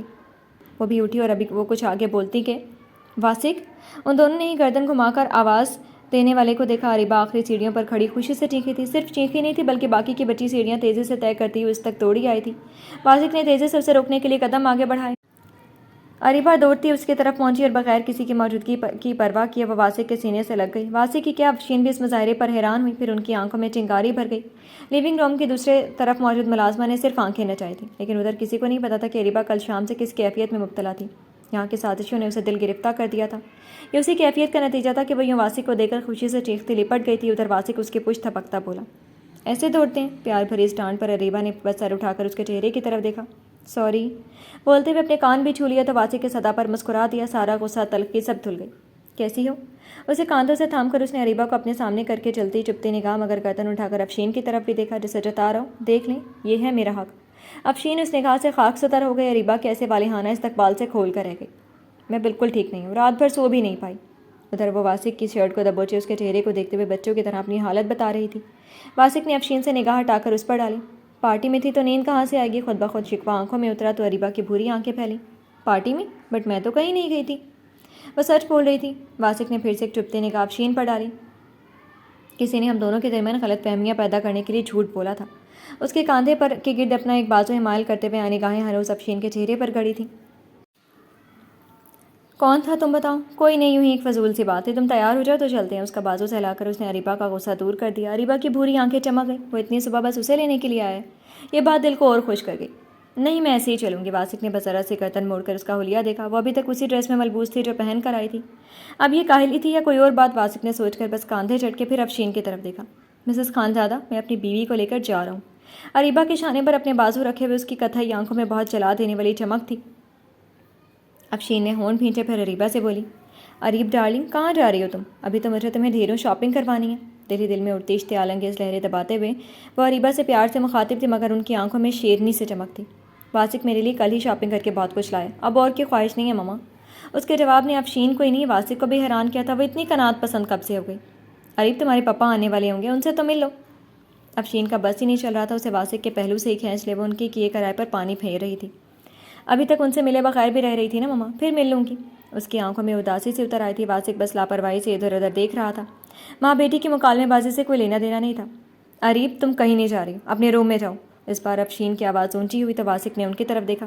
لیکن میں جا رہی ہوں ماما، میرا گھر واسق کا گھر ہی ہے، مجھے یہاں نہیں رہنا جہاں ہر کوئی سازشیں رچتا ہے۔ چلو واسق، اریبہ قطعیت سے کہتے ہوئے دکھ سے مسکرائی، پھر واسق کی بازو میں ہاتھ ڈال کر وہ مڑ گئی۔ واسق نے پیچھے کی طرف گردن موڑ کر افشین کو دیکھا۔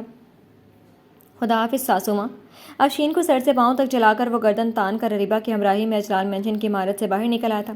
ہولے ہولے قدم اٹھاتی اریبہ اب خاموش سی تھی، یہاں تک کہ وہ دونوں کار میں بھی بیٹھ گئے، مگر اس کا سکوت نہیں ٹوٹا۔ کیا بات ہے ایک دن میں ہی دل بھر گیا اپنے گھر سے؟ وہ کار اجلال مینشن سے نکال آیا تو ذرا سے گردن موڑ کر اس نے اریبہ کی طرف دیکھا۔ اندر وہ جتنی کھلی کھلی سے محبت کرنے والی نظر آ رہی تھی، اب اتنے ہی فاصلے پر بیٹھی کار کے شیشے کے اس پار دیکھتے ہوئے جانے کہاں کھوئی ہوئی تھی۔ واسق کے پوچھنے پر اریبہ نے گردن موڑ کر ڈرائیونگ کرتے واسق کی طرف دیکھا، پھر سیٹ پر سر ڈھلکا دیا۔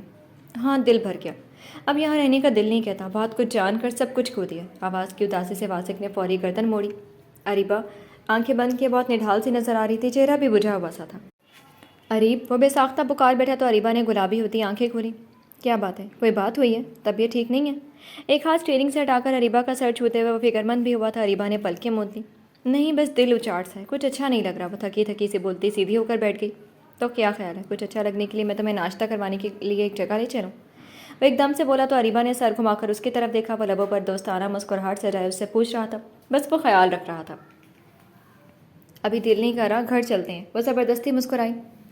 سوچ لو، گھر جا کر میں نوڈلز بنا کر ایک دم دینے والا نہیں ہوں، انڈے ہی بوائل کر کے تھما دوں گا۔ کار چلاتے ہوئے وہ شوق سا بھی ہوا۔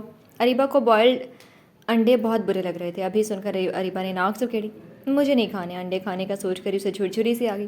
تو پھر چلو گی؟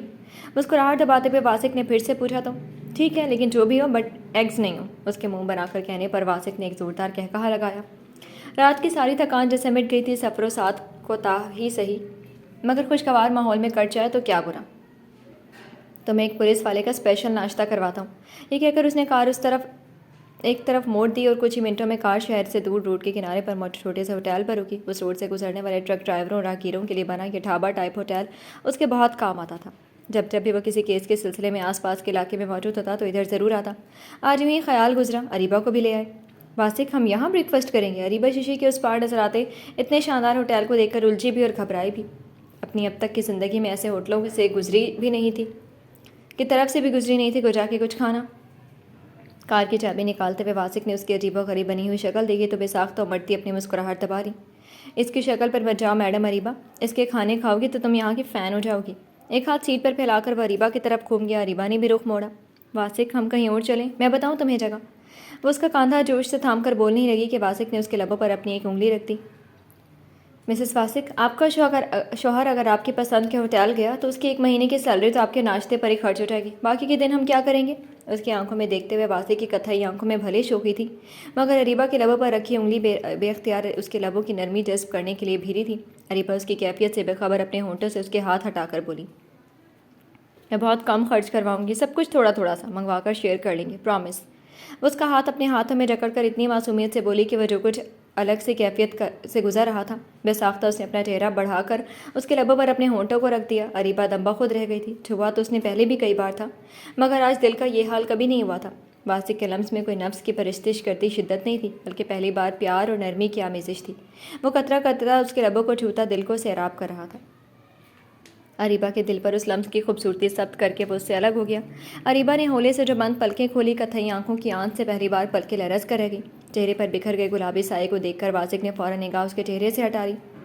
آپ کے خرچے پر آئندہ ہم قربان ہو جائیں گے، آج جسٹ ایڈونچر کے لیے ادھر کھاتے ہیں، قبول؟ اپنا چہرہ اریبہ کے چہرے سے دور کرتے ہوئے وہ اتنی دلکشی سے مسکرایا کہ اریبہ جسے اس مسکراہٹ کے جادو میں کھو کر اقرار میں سر ہلا گئی۔ کچھ دیر میں واسق کی ہمراہی میں وہ اس چھوٹے سے ہوٹل میں بھی بہت ہی مزیدار ناشتہ کرتے ہوئے بے تحاشا کھاتے ہوئے ہنس بول رہی تھی۔ اریبہ نے آج جانا تھا، سچی خوشیاں مہنگے مہنگے ہوٹلوں میں بیٹھ کر بے تحاشا پیسے خرچ کرنے سے نہیں ملتی ہے، بلکہ یہ آپ کے ساتھی کے ساتھ گزارے گئے خوشیوں کے لمحوں سے ملتی ہے۔ ان لمحوں میں اداس فضا پر پھر سے بہار کی آمد کی خبر ہمائی دینے لگی تھی۔ گرمی کی دوپہر اداسی کا دامن چھوڑ کر شام کی بھرپور روپ میں انگڑائی لے کر شہر کے چہرے پر جاگ چکی تھی، جب روشنیوں کا جلوہ گری سے ہر شے ڈگمگا اٹھی۔ بازار کی رونقوں سے لے کر متوسط طبقے کی اس کالونی میں ہلچلوں کا آغاز بھی ہو چکا تھا۔ ایسے میں خلیل کی کار اس پرانی بلڈنگ کے گراؤنڈ سے کچھ دور روڈ کے اس پار رکی تھی۔ کار رکتے ہی اس نے شیشے کے باہر روشنی اور ہلچلوں کو دیکھا۔ شاکر نے اسے یہیں کا پتہ دیا تھا۔ کار سے اتر کر اس نے اپنی طرف اپنی آنکھیں اٹھا کر سڑک کے اس پار نظر آتی پرانی بلڈنگ کی طرف دیکھا، پھر وہ آہستہ آہستہ اس طرف بڑھ گیا تھا۔ اس دوران چہرے پر کہیں سے بھی اضطراب کی ایک جھلک بھی نظر نہیں آ رہی تھی۔ وہ چہرہ ویسے ہی سرد و اسپاٹ تھا جیسے وہ ہمیشہ سے ہوتا ہے۔ نپے تلے قدموں سے گراؤنڈ، پھر لابی، پھر سیڑھیاں طے کر کے وہ شاکر کے فلیٹ کے دروازے کے سامنے آ کر کھڑا ہو گیا۔ چند پل کچھ سوچا، نیلی آنکھوں میں کئی منظر ناچے، پھر سر جھٹک کر اس نے ہاتھ اٹھا کر بیل پر انگلی رکھ دی۔ ایک دو بار دبا کر ابھی اس نے ہاتھ نیچے ہی کیے تھے۔ دروازہ کھلا ہی ہے، اندر آ جاؤ۔ اندر سے بھاری آواز آئی تھی، یعنی وہ اس کا ہی منتظر تھا۔ خلیل نے دروازے پر ہاتھ رکھا، اندر کی طرف دھکا دیا، دروازہ کھلا اور وہ گردن اٹھائے اندر داخل ہو گیا۔ چھوٹے سے گھر کے سارے منظر ظاہر تھے، عام سے سجاوٹ والا بہت ہی سادہ سا فلیٹ۔ خلیل نے ایک ہی نظر میں گہرائی سے سب جانچ لیا۔ آ جائیں خلیل صاحب، ادھر کوئی کیمرہ نہیں لگا ہوا ہے، شاکر کچن سے نکلتے ہوئے بولا۔ ہاتھ میں 2 چائے کے کپ تھے۔ صوفے کی طرف بڑھتے ہوئے گہری بھوری آنکھیں خلیل کو دیکھتے ہوئے چپتی ہوئی بھی تھی۔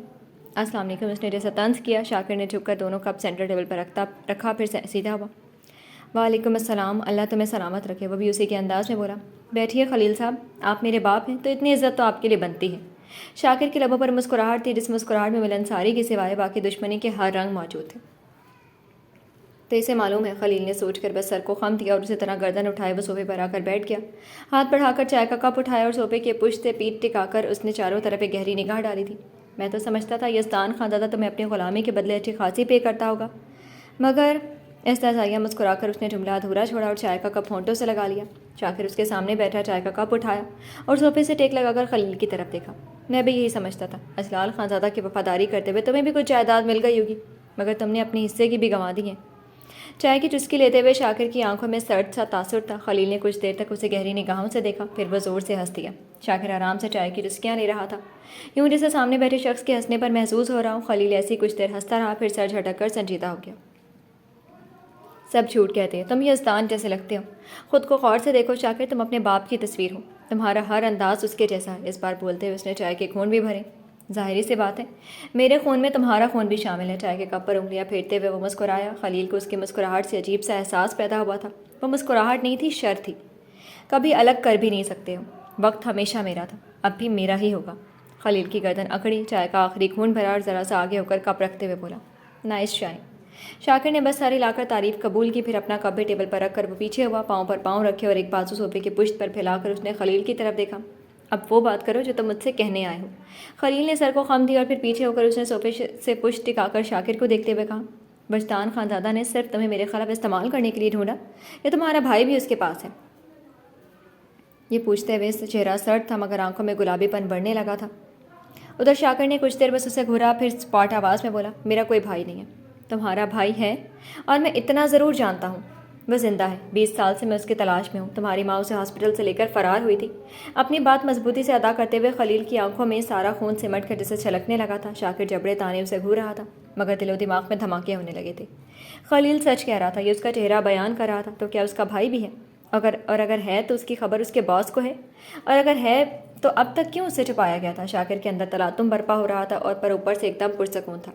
شاکر، جس انسان کو تم اپنا سب سے بڑا ہمدرد سمجھتے ہو نا، وہ تمہارا سب سے بڑا دشمن ہے۔ اس نے ہی ہم سب کو کبھی ایک فیملی نہیں ہونے دیا۔ کیا چاہتا اگر وہ میری بیوی کو نہیں بتاتا؟ کہ کیا ہوتا اگر تم شایان کو اجلال خانزادہ کے آگے پیش نہیں کر دیتے، اس کی عزت کا تماشا نہیں بنواتے؟ وہ سرد آواز میں بولا اور خلیل نے جبڑے بھینچ لیے، آنکھیں ابور لہو رنگ تھیں۔ کیا ہوتا اگر قاضی میری بہن کی محبت کو اپنا لیتا؟ وہ بولا اور شاکر نے طنزیہ مسکرا کر سر جھٹکا۔ یہی تو غم تھا کہ لوگ اپنے گناہوں کی ڈیفینس ایسے ہی بے نتیجہ باتوں کو دلیل بنا کر دے دیتے ہیں۔ ہر انسان دوسروں کے معاملے میں جج تھا اور خود کے معاملے میں وکیل۔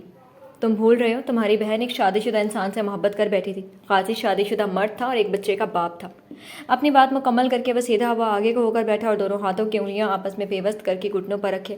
خلیل کی آنکھوں میں بھی دیکھ رہا تھا، جو نفرت کی آگ سے دہک اٹھی تھی۔ شایان کی دفعہ میں بھی وہ شادی شدہ ہی تھا، تب اس کا بچہ 8 سال کا تھا۔ خلیل بولا تو آواز میں آگ کی لپک تھی اور آنکھوں میں ابھی بجھے انتقام کی چنگاریاں۔ شاکر نے تعصب سے سر جھٹکا۔ قاضی نے کبھی شایان سے شادی کرنے کی سوچی بھی نہیں تھی، وہ بس اس کا تحفظ چاہتا تھا، ایک بے سہارا لڑکی جس کے اوپر اس کے بھائی کی نیت خراب ہو چکی تھی۔ وہ اسی بھائی سے اس کی حفاظت کرنا چاہتا تھا۔ وہ شایان کے ساتھ وہ سب نہیں ہونے دینا چاہتا تھا جیسا اجلال نے ریشما کے ساتھ کیا تھا۔ تمہیں معلوم ہے نا کیا کیا تھا اجلال نے اس کے ساتھ؟ اس بار بھوری آنکھیں چپتی ہوئی خلیل کی خونی آنکھوں میں گڑ گئیں۔ خلیل کے چہرے کا رنگ تبدیل ہونے لگا۔ شاکر کی بات کا اس کے پاس کوئی جواب نہیں تھا۔ اگر اس کی بیوی ذرا سا اپنا ظرف بڑا کر لیتی، محبت کا دامن وسیع کر لیتی، تو وہ قاضی جیسے شخص کی وفاداری تو کبھی نہیں کھوتی۔ وہ تعمر اپنی محبت کو چھپا کر اس کا ہی رہتا، لیکن اس نے اجلال کے ساتھ یہ کوئی عام جرم نہیں تھا خلیل صاحب۔ ہم کسی لڑکی پر جھوٹی تہمت لگا کر گناہ سے دامن نہیں جھاڑ سکتے۔ کو جا کے کسی لڑکی کی عصمت دری کر کے اپنی عاقبت بخیر کرنا، کچھ گناہوں کو کبھی معاف نہیں کیا جاتا۔ قاضی نے بھی وہی کیا۔ اس نے اس بار خلیل کو دیکھا تو بھوری آنکھوں میں شعلوں کی لپک تھی۔ خلیل ساکت ہی رہا تھا۔ اور تم سب کو یہ نہیں بھولنا چاہیے تھا، شایان کی دفاع میں معاملہ محبت کا بھی تھا۔ یہ تم بھی جانتے ہو، محبت ہر خوبصورت احساس کے باوجود بھی دل کی پھانس ہوتی ہے۔ وہ آپ کو جتنا طاقتور بناتی ہے، اتنا ہی مقابل کے سامنے بے بس اور مجبور بھی کر دیتی ہے۔ اب وہ کسی کی بھی ہو، سب کے محبت کے انداز الگ صحیح، مگر وہ ایک بار ضرور بے بس اور مجبور کر دیتی ہے۔ انسان نہ چاہتے ہوئے بھی اس محبت کے آگے گھٹنے ٹیک دیتا ہے، چاہے اچھا چاہے برا۔ وہ آخر میں طنزیہ مسکرایا۔ جیسے تم نے اپنی ماں کی محبت میں عائزہ کی ماں کو مارا، جیسے تم نے بہن کی محبت میں وجدان سے انتقام لیا، جیسے تم اپنی بیوی اور اولاد کی محبت میں اب تک انتقام کی آگ میں سلگ رہے ہو۔ وہ مسلسل اپنی آنکھوں میں تپش لیے بول رہا تھا۔ خلیل ایک دم سے استحصائیہ مسکرا کر سر جھٹک گیا۔ لگتا ہے میرے خلاف کافی اطلاعات تمہیں دی جا چکی ہیں۔ اس پر پیچھے کی طرف ہو کر بیٹھتے ہوئے وہ استحصائیہ مسکرا رہا تھا۔ ان لوگوں نے مجھے میرے باپ کا نام بھی نہیں بتایا تھا۔ شاکر نے جو کچھ جانا خود سے ہی جانا۔ اس کے انداز صحیح جواب دے کر اس نے پھر سے صوفے کی پشت سے ٹیک لگا لی۔ وہ اب خلیل کے بولنے کا منتظر تھا۔ تمہیں لگتا ہے ان سب میں سارا قصور صرف تمہارے باپ کا ہے، ان لوگوں کا کچھ نہیں؟ خلیل اب تلخ ہو گیا تھا، آنکھوں میں اضطراب کے ساتھ تیز چبھن بھی تھی۔ میں نے یہ کب کہا؟ اس نے لاپرواہی سے شانے جھٹکے تو خلیل بری طرح سے چونکا۔ اس بات میں کئی راز چھپے تھے۔ کیا مطلب؟ آنکھیں سکیڑ کر وہ اب شاکر کو بہت گہری نگاہوں سے دیکھ رہا تھا۔ میں بات بتانے کا پابند نہیں ہوں۔ ایک بار پھر دایاں شانہ جھٹک کر اس نے خلیل کو چپ کر دیا۔ وہ کچھ دیر چپ رہا، شاکر کو دیکھتا رہا۔ کمرے کی خاموش فضا میں گرمی جیسے بڑھی تھی۔ لیکن مجھے لگتا ہے تم وہ نہیں ہو جو تم دکھاتے ہو۔ اسے بغور دیکھتے ہوئے خلیل کے چہرے پر اب کوئی تاثر نہیں تھا۔ اچھا، پھر میں کیا ہوں؟ وہ طنزیہ مسکرا کر سیدھا وہ آگے ہو کر خلیل کی آنکھوں میں دیکھا۔ کہہ دو شاکر عباس کہ تم بھی ایک آگ میں سلگ رہے ہو۔ تمہارے اندر بھی وہی شعلے بھڑک رہے ہیں جو کسی بھی محبت سے بجھتے نہیں ہیں۔ وہ آگ ہے انتقام کی آگ، وہ شعلے ہیں برباد کرنے کے۔ شاکر کی بھوری آنکھوں میں دیکھتے ہوئے خلیل کی نیلی آنکھیں اندر تک جھانک لے رہی تھی۔ شاکر نے نہ نفی کی نہ تائید، بس اس کی آنکھوں میں دیکھتے ہوئے چہرہ سخت ہو چکا تھا، مگر آنکھیں سکیڑ کر وہ ٹھنڈے تاثرات سے اسے گھور رہا تھا۔ کہہ دو تم نے بھی ایک لمبی مسافت طے کی ہے۔ کہہ دو کہ تم نے اسی لیے اس کی بیٹی سے شادی کی ہے کہ اس سے اپنی محرومی کا بدلہ لے لو۔ وہ شاکر کی آنکھوں میں دیکھتے ہوئے عجیب سے ڈھنگ سے مسکرا رہا تھا۔ یہ سب باتیں کہنے کا کچھ تو اس کا مطلب تھا۔ شاکر کی نگاہ اس کی آنکھوں میں گڑی۔ تم لاکھ چھپاؤ مگر میں جانتا ہوں تمہارا مقصد اس کے سارے خاندان تک پہنچ کر ان کی بربادی کا ہے۔ تمہارے پاس یزدان خانزادہ کی وفاداری کرنے کا کوئی جواز نہیں تھا، مگر انتقام لینے کی وجہ تھی تمہارے پاس۔ تمہاری زندگی میں رونما ہونے والے تمام حادثات کی وجہ صرف خلیل یا اجلال نہیں بلکہ وجدان خانزادہ بھی ہے، اور تمہاری ایک برائی ہے، تم کسی کو معاف نہیں کرتے ہو۔ پل پل شاکر کی نگاہوں میں بھڑکتی چنگاری کو ہوا دیتے ہوئے وہ اب مسکرا رہا تھا۔ خلیل کو انسان کی صحیح نس دبانے کا ہنر آتا تھا، اس وقت وہ وہی کر رہا تھا۔ اگر میرا ارادہ خانزادہ خاندان کے ہر فرد کو برباد اور تباہ کرنے کا ہے بھی تو تمہیں کیا فائدہ پہنچنے والا ہے؟ وہ اپنے جبڑے بھینچے سرد آواز میں بولا تو شاطرانہ چمک سے نیلی آنکھیں چمک گئیں۔ فائدہ؟ خلیل زور سے ہنسا۔ پیچھے کی طرف ہو کر کچھ دیر ہنسنے کے بعد سر جھٹک کر اس نے خود کو گھورتے شاکر کی طرف دیکھا۔ اپنے فائدے اور نقصانات کی تو میں نے کبھی گنتی ہی نہیں کی بچی۔ اگر آپ ہر کام میں نفع نقصان دیکھیں گے تو پھر اپنا پسندیدہ کام کرنے کا مزہ ہی کیا؟ مزہ تو تب ہے جب ہار بھی ملے، جیت بھی۔ شکست سے ملنے والی جلن اگلی بار کی بازی میں جیت کو اور بھی آسان بنا دیتی ہے۔ وہ اور بھی زیادہ محنت سے اپنے مقصد کے حصول کے لیے دوڑتا ہے اور پھر جیت ہی جیت۔ اپنی بات مکمل کر کے وہ اپنے مخصوص انداز میں مسکرایا۔ مجھ سے ہاتھ ملا لو شاکر، اپنی مرضی سے، ورنہ مجھے دوسرے طریقے بھی آتے ہیں۔ اس بار نیراہٹ چھلکاتی آنکھوں میں خطرناک چمک تھی۔ شاکر نے بس کچھ دیر ان آنکھوں میں دیکھا۔ ہاتھ ملا لیا تو مجھے کیا ملے گا؟ اس کے پوچھنے پر خلیل کی مسکراہٹ گہری ہو گئی۔ شاکر اس سے ہاتھ ملا لے تو پھر وہ ہاری ہوئی بازی کو بھی جیت لے گا۔ بہت کچھ، تم جو چاہو گے وہ تمہارا ہوگا۔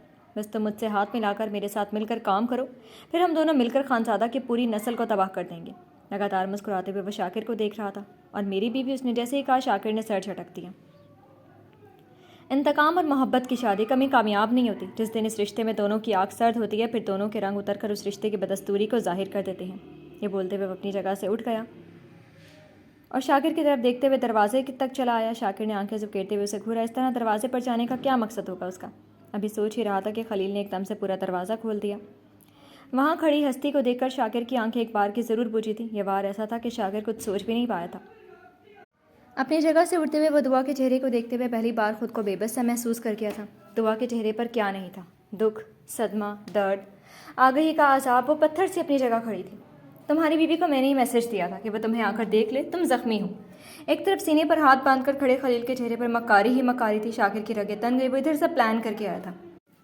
मेरे ख्याल से आज ही तुम दोनों के बीच एक फ़ैसला हो जाना चाहिए। तुम्हें अगर शाकिर चाहिए तो खलील को भी कबूल करना होगा, वरना एक तलाक और सही।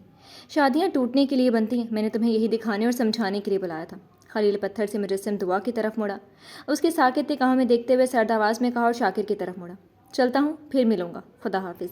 तो मुस्कुराते हुए शाकिर के आगे सर खम हुआ और फिर दुआ की साइड से निकलकर शाकिर की निगाहों से दूर होता चला गया। वो पत्थर का मुजस्मा बनी खड़ी हुई थी। उसके नसीब में हमेशा ऐसे मर्द ही क्यों लिखे गए जो इसे इस्तेमाल करना चाहते हैं? नसीब का सितारा क्यों टूट कर बिखर जाता है? टूटने बिखरने के दर्द भरे आज़ाब उसकी ही ज़िंदगी में क्यों? तो वह आंखों में आंसू लिए अपने दिल के टुकड़े समेट रही थी। इस कोशिश में पल पल आंखें गुलाबी हो रही थीं। उधर शाकिर बस जबड़े भींचे जाते खलील को देखता रहा। फिर उसने दुआ की तरफ निगाह डाली। उसकी आंखें पहली बार शाकिर ने उन निगाहों से आंखें चुरा लीं। वो निगाहों से निगाहें मिलाकर सफाई नहीं देना चाहता था। तुम्हें किसने कहा था इतराने को? सर्द आवाज़ में पूछते हुए वो फिर से उसकी तरफ देखने लगा। पल में वो खुद पर काबू पा चुका था। तुमने मुझसे शादी इंतकाम के लिए की थी। कितने दुख टूट रहे थे उसकी आवाज़ में। एक मैसेज पर वह दौड़ी चली आई, सिर्फ उसकी मोहब्बत में, हर खौफ और ख़तरे की परवाह किए बगैर। और यहाँ आकर जो राज खुला, दुआ के दिल के 100 टुकड़े हुए थे। मैं तुम्हें एक्सप्लेनेशन देने के लिए मजबूर नहीं हूँ। चलो तुम्हें घर छोड़ दूँ, बेतासुर आवाज़ में कहकर वह दरवाजे तक आया और उसका हाथ थाम लेता कि हाथ मत लगाना मुझे। वो शेरनी की तरह गुराई गुलाबी आंखों में नफरत ही शाकिर ने जबड़े भींचे। मुझे ये सब ड्रामे पसंद नहीं, मेरी बीवी हो तुम, ये मत भूलो। उसने बरहमी से उसका बाजू दबोच कर खींच कर अंदर कर दिया। दरवाज़ा बंद करके उसकी तरफ मुड़ा। तो तुम्हारी बीवी हूँ? वह जख्मी सा हंसी। मेरे भैया और पप्पा से बदला लेने के लिए जो रिश्ता बांधा है तुमने, उस रिश्ते में मुझ पर कोई हक जताने का हक नहीं है तुम्हें। दिल खून हुआ था तो भला ज़बान कैसे उस दर्द के एहसास से खामोश रह सकती थी?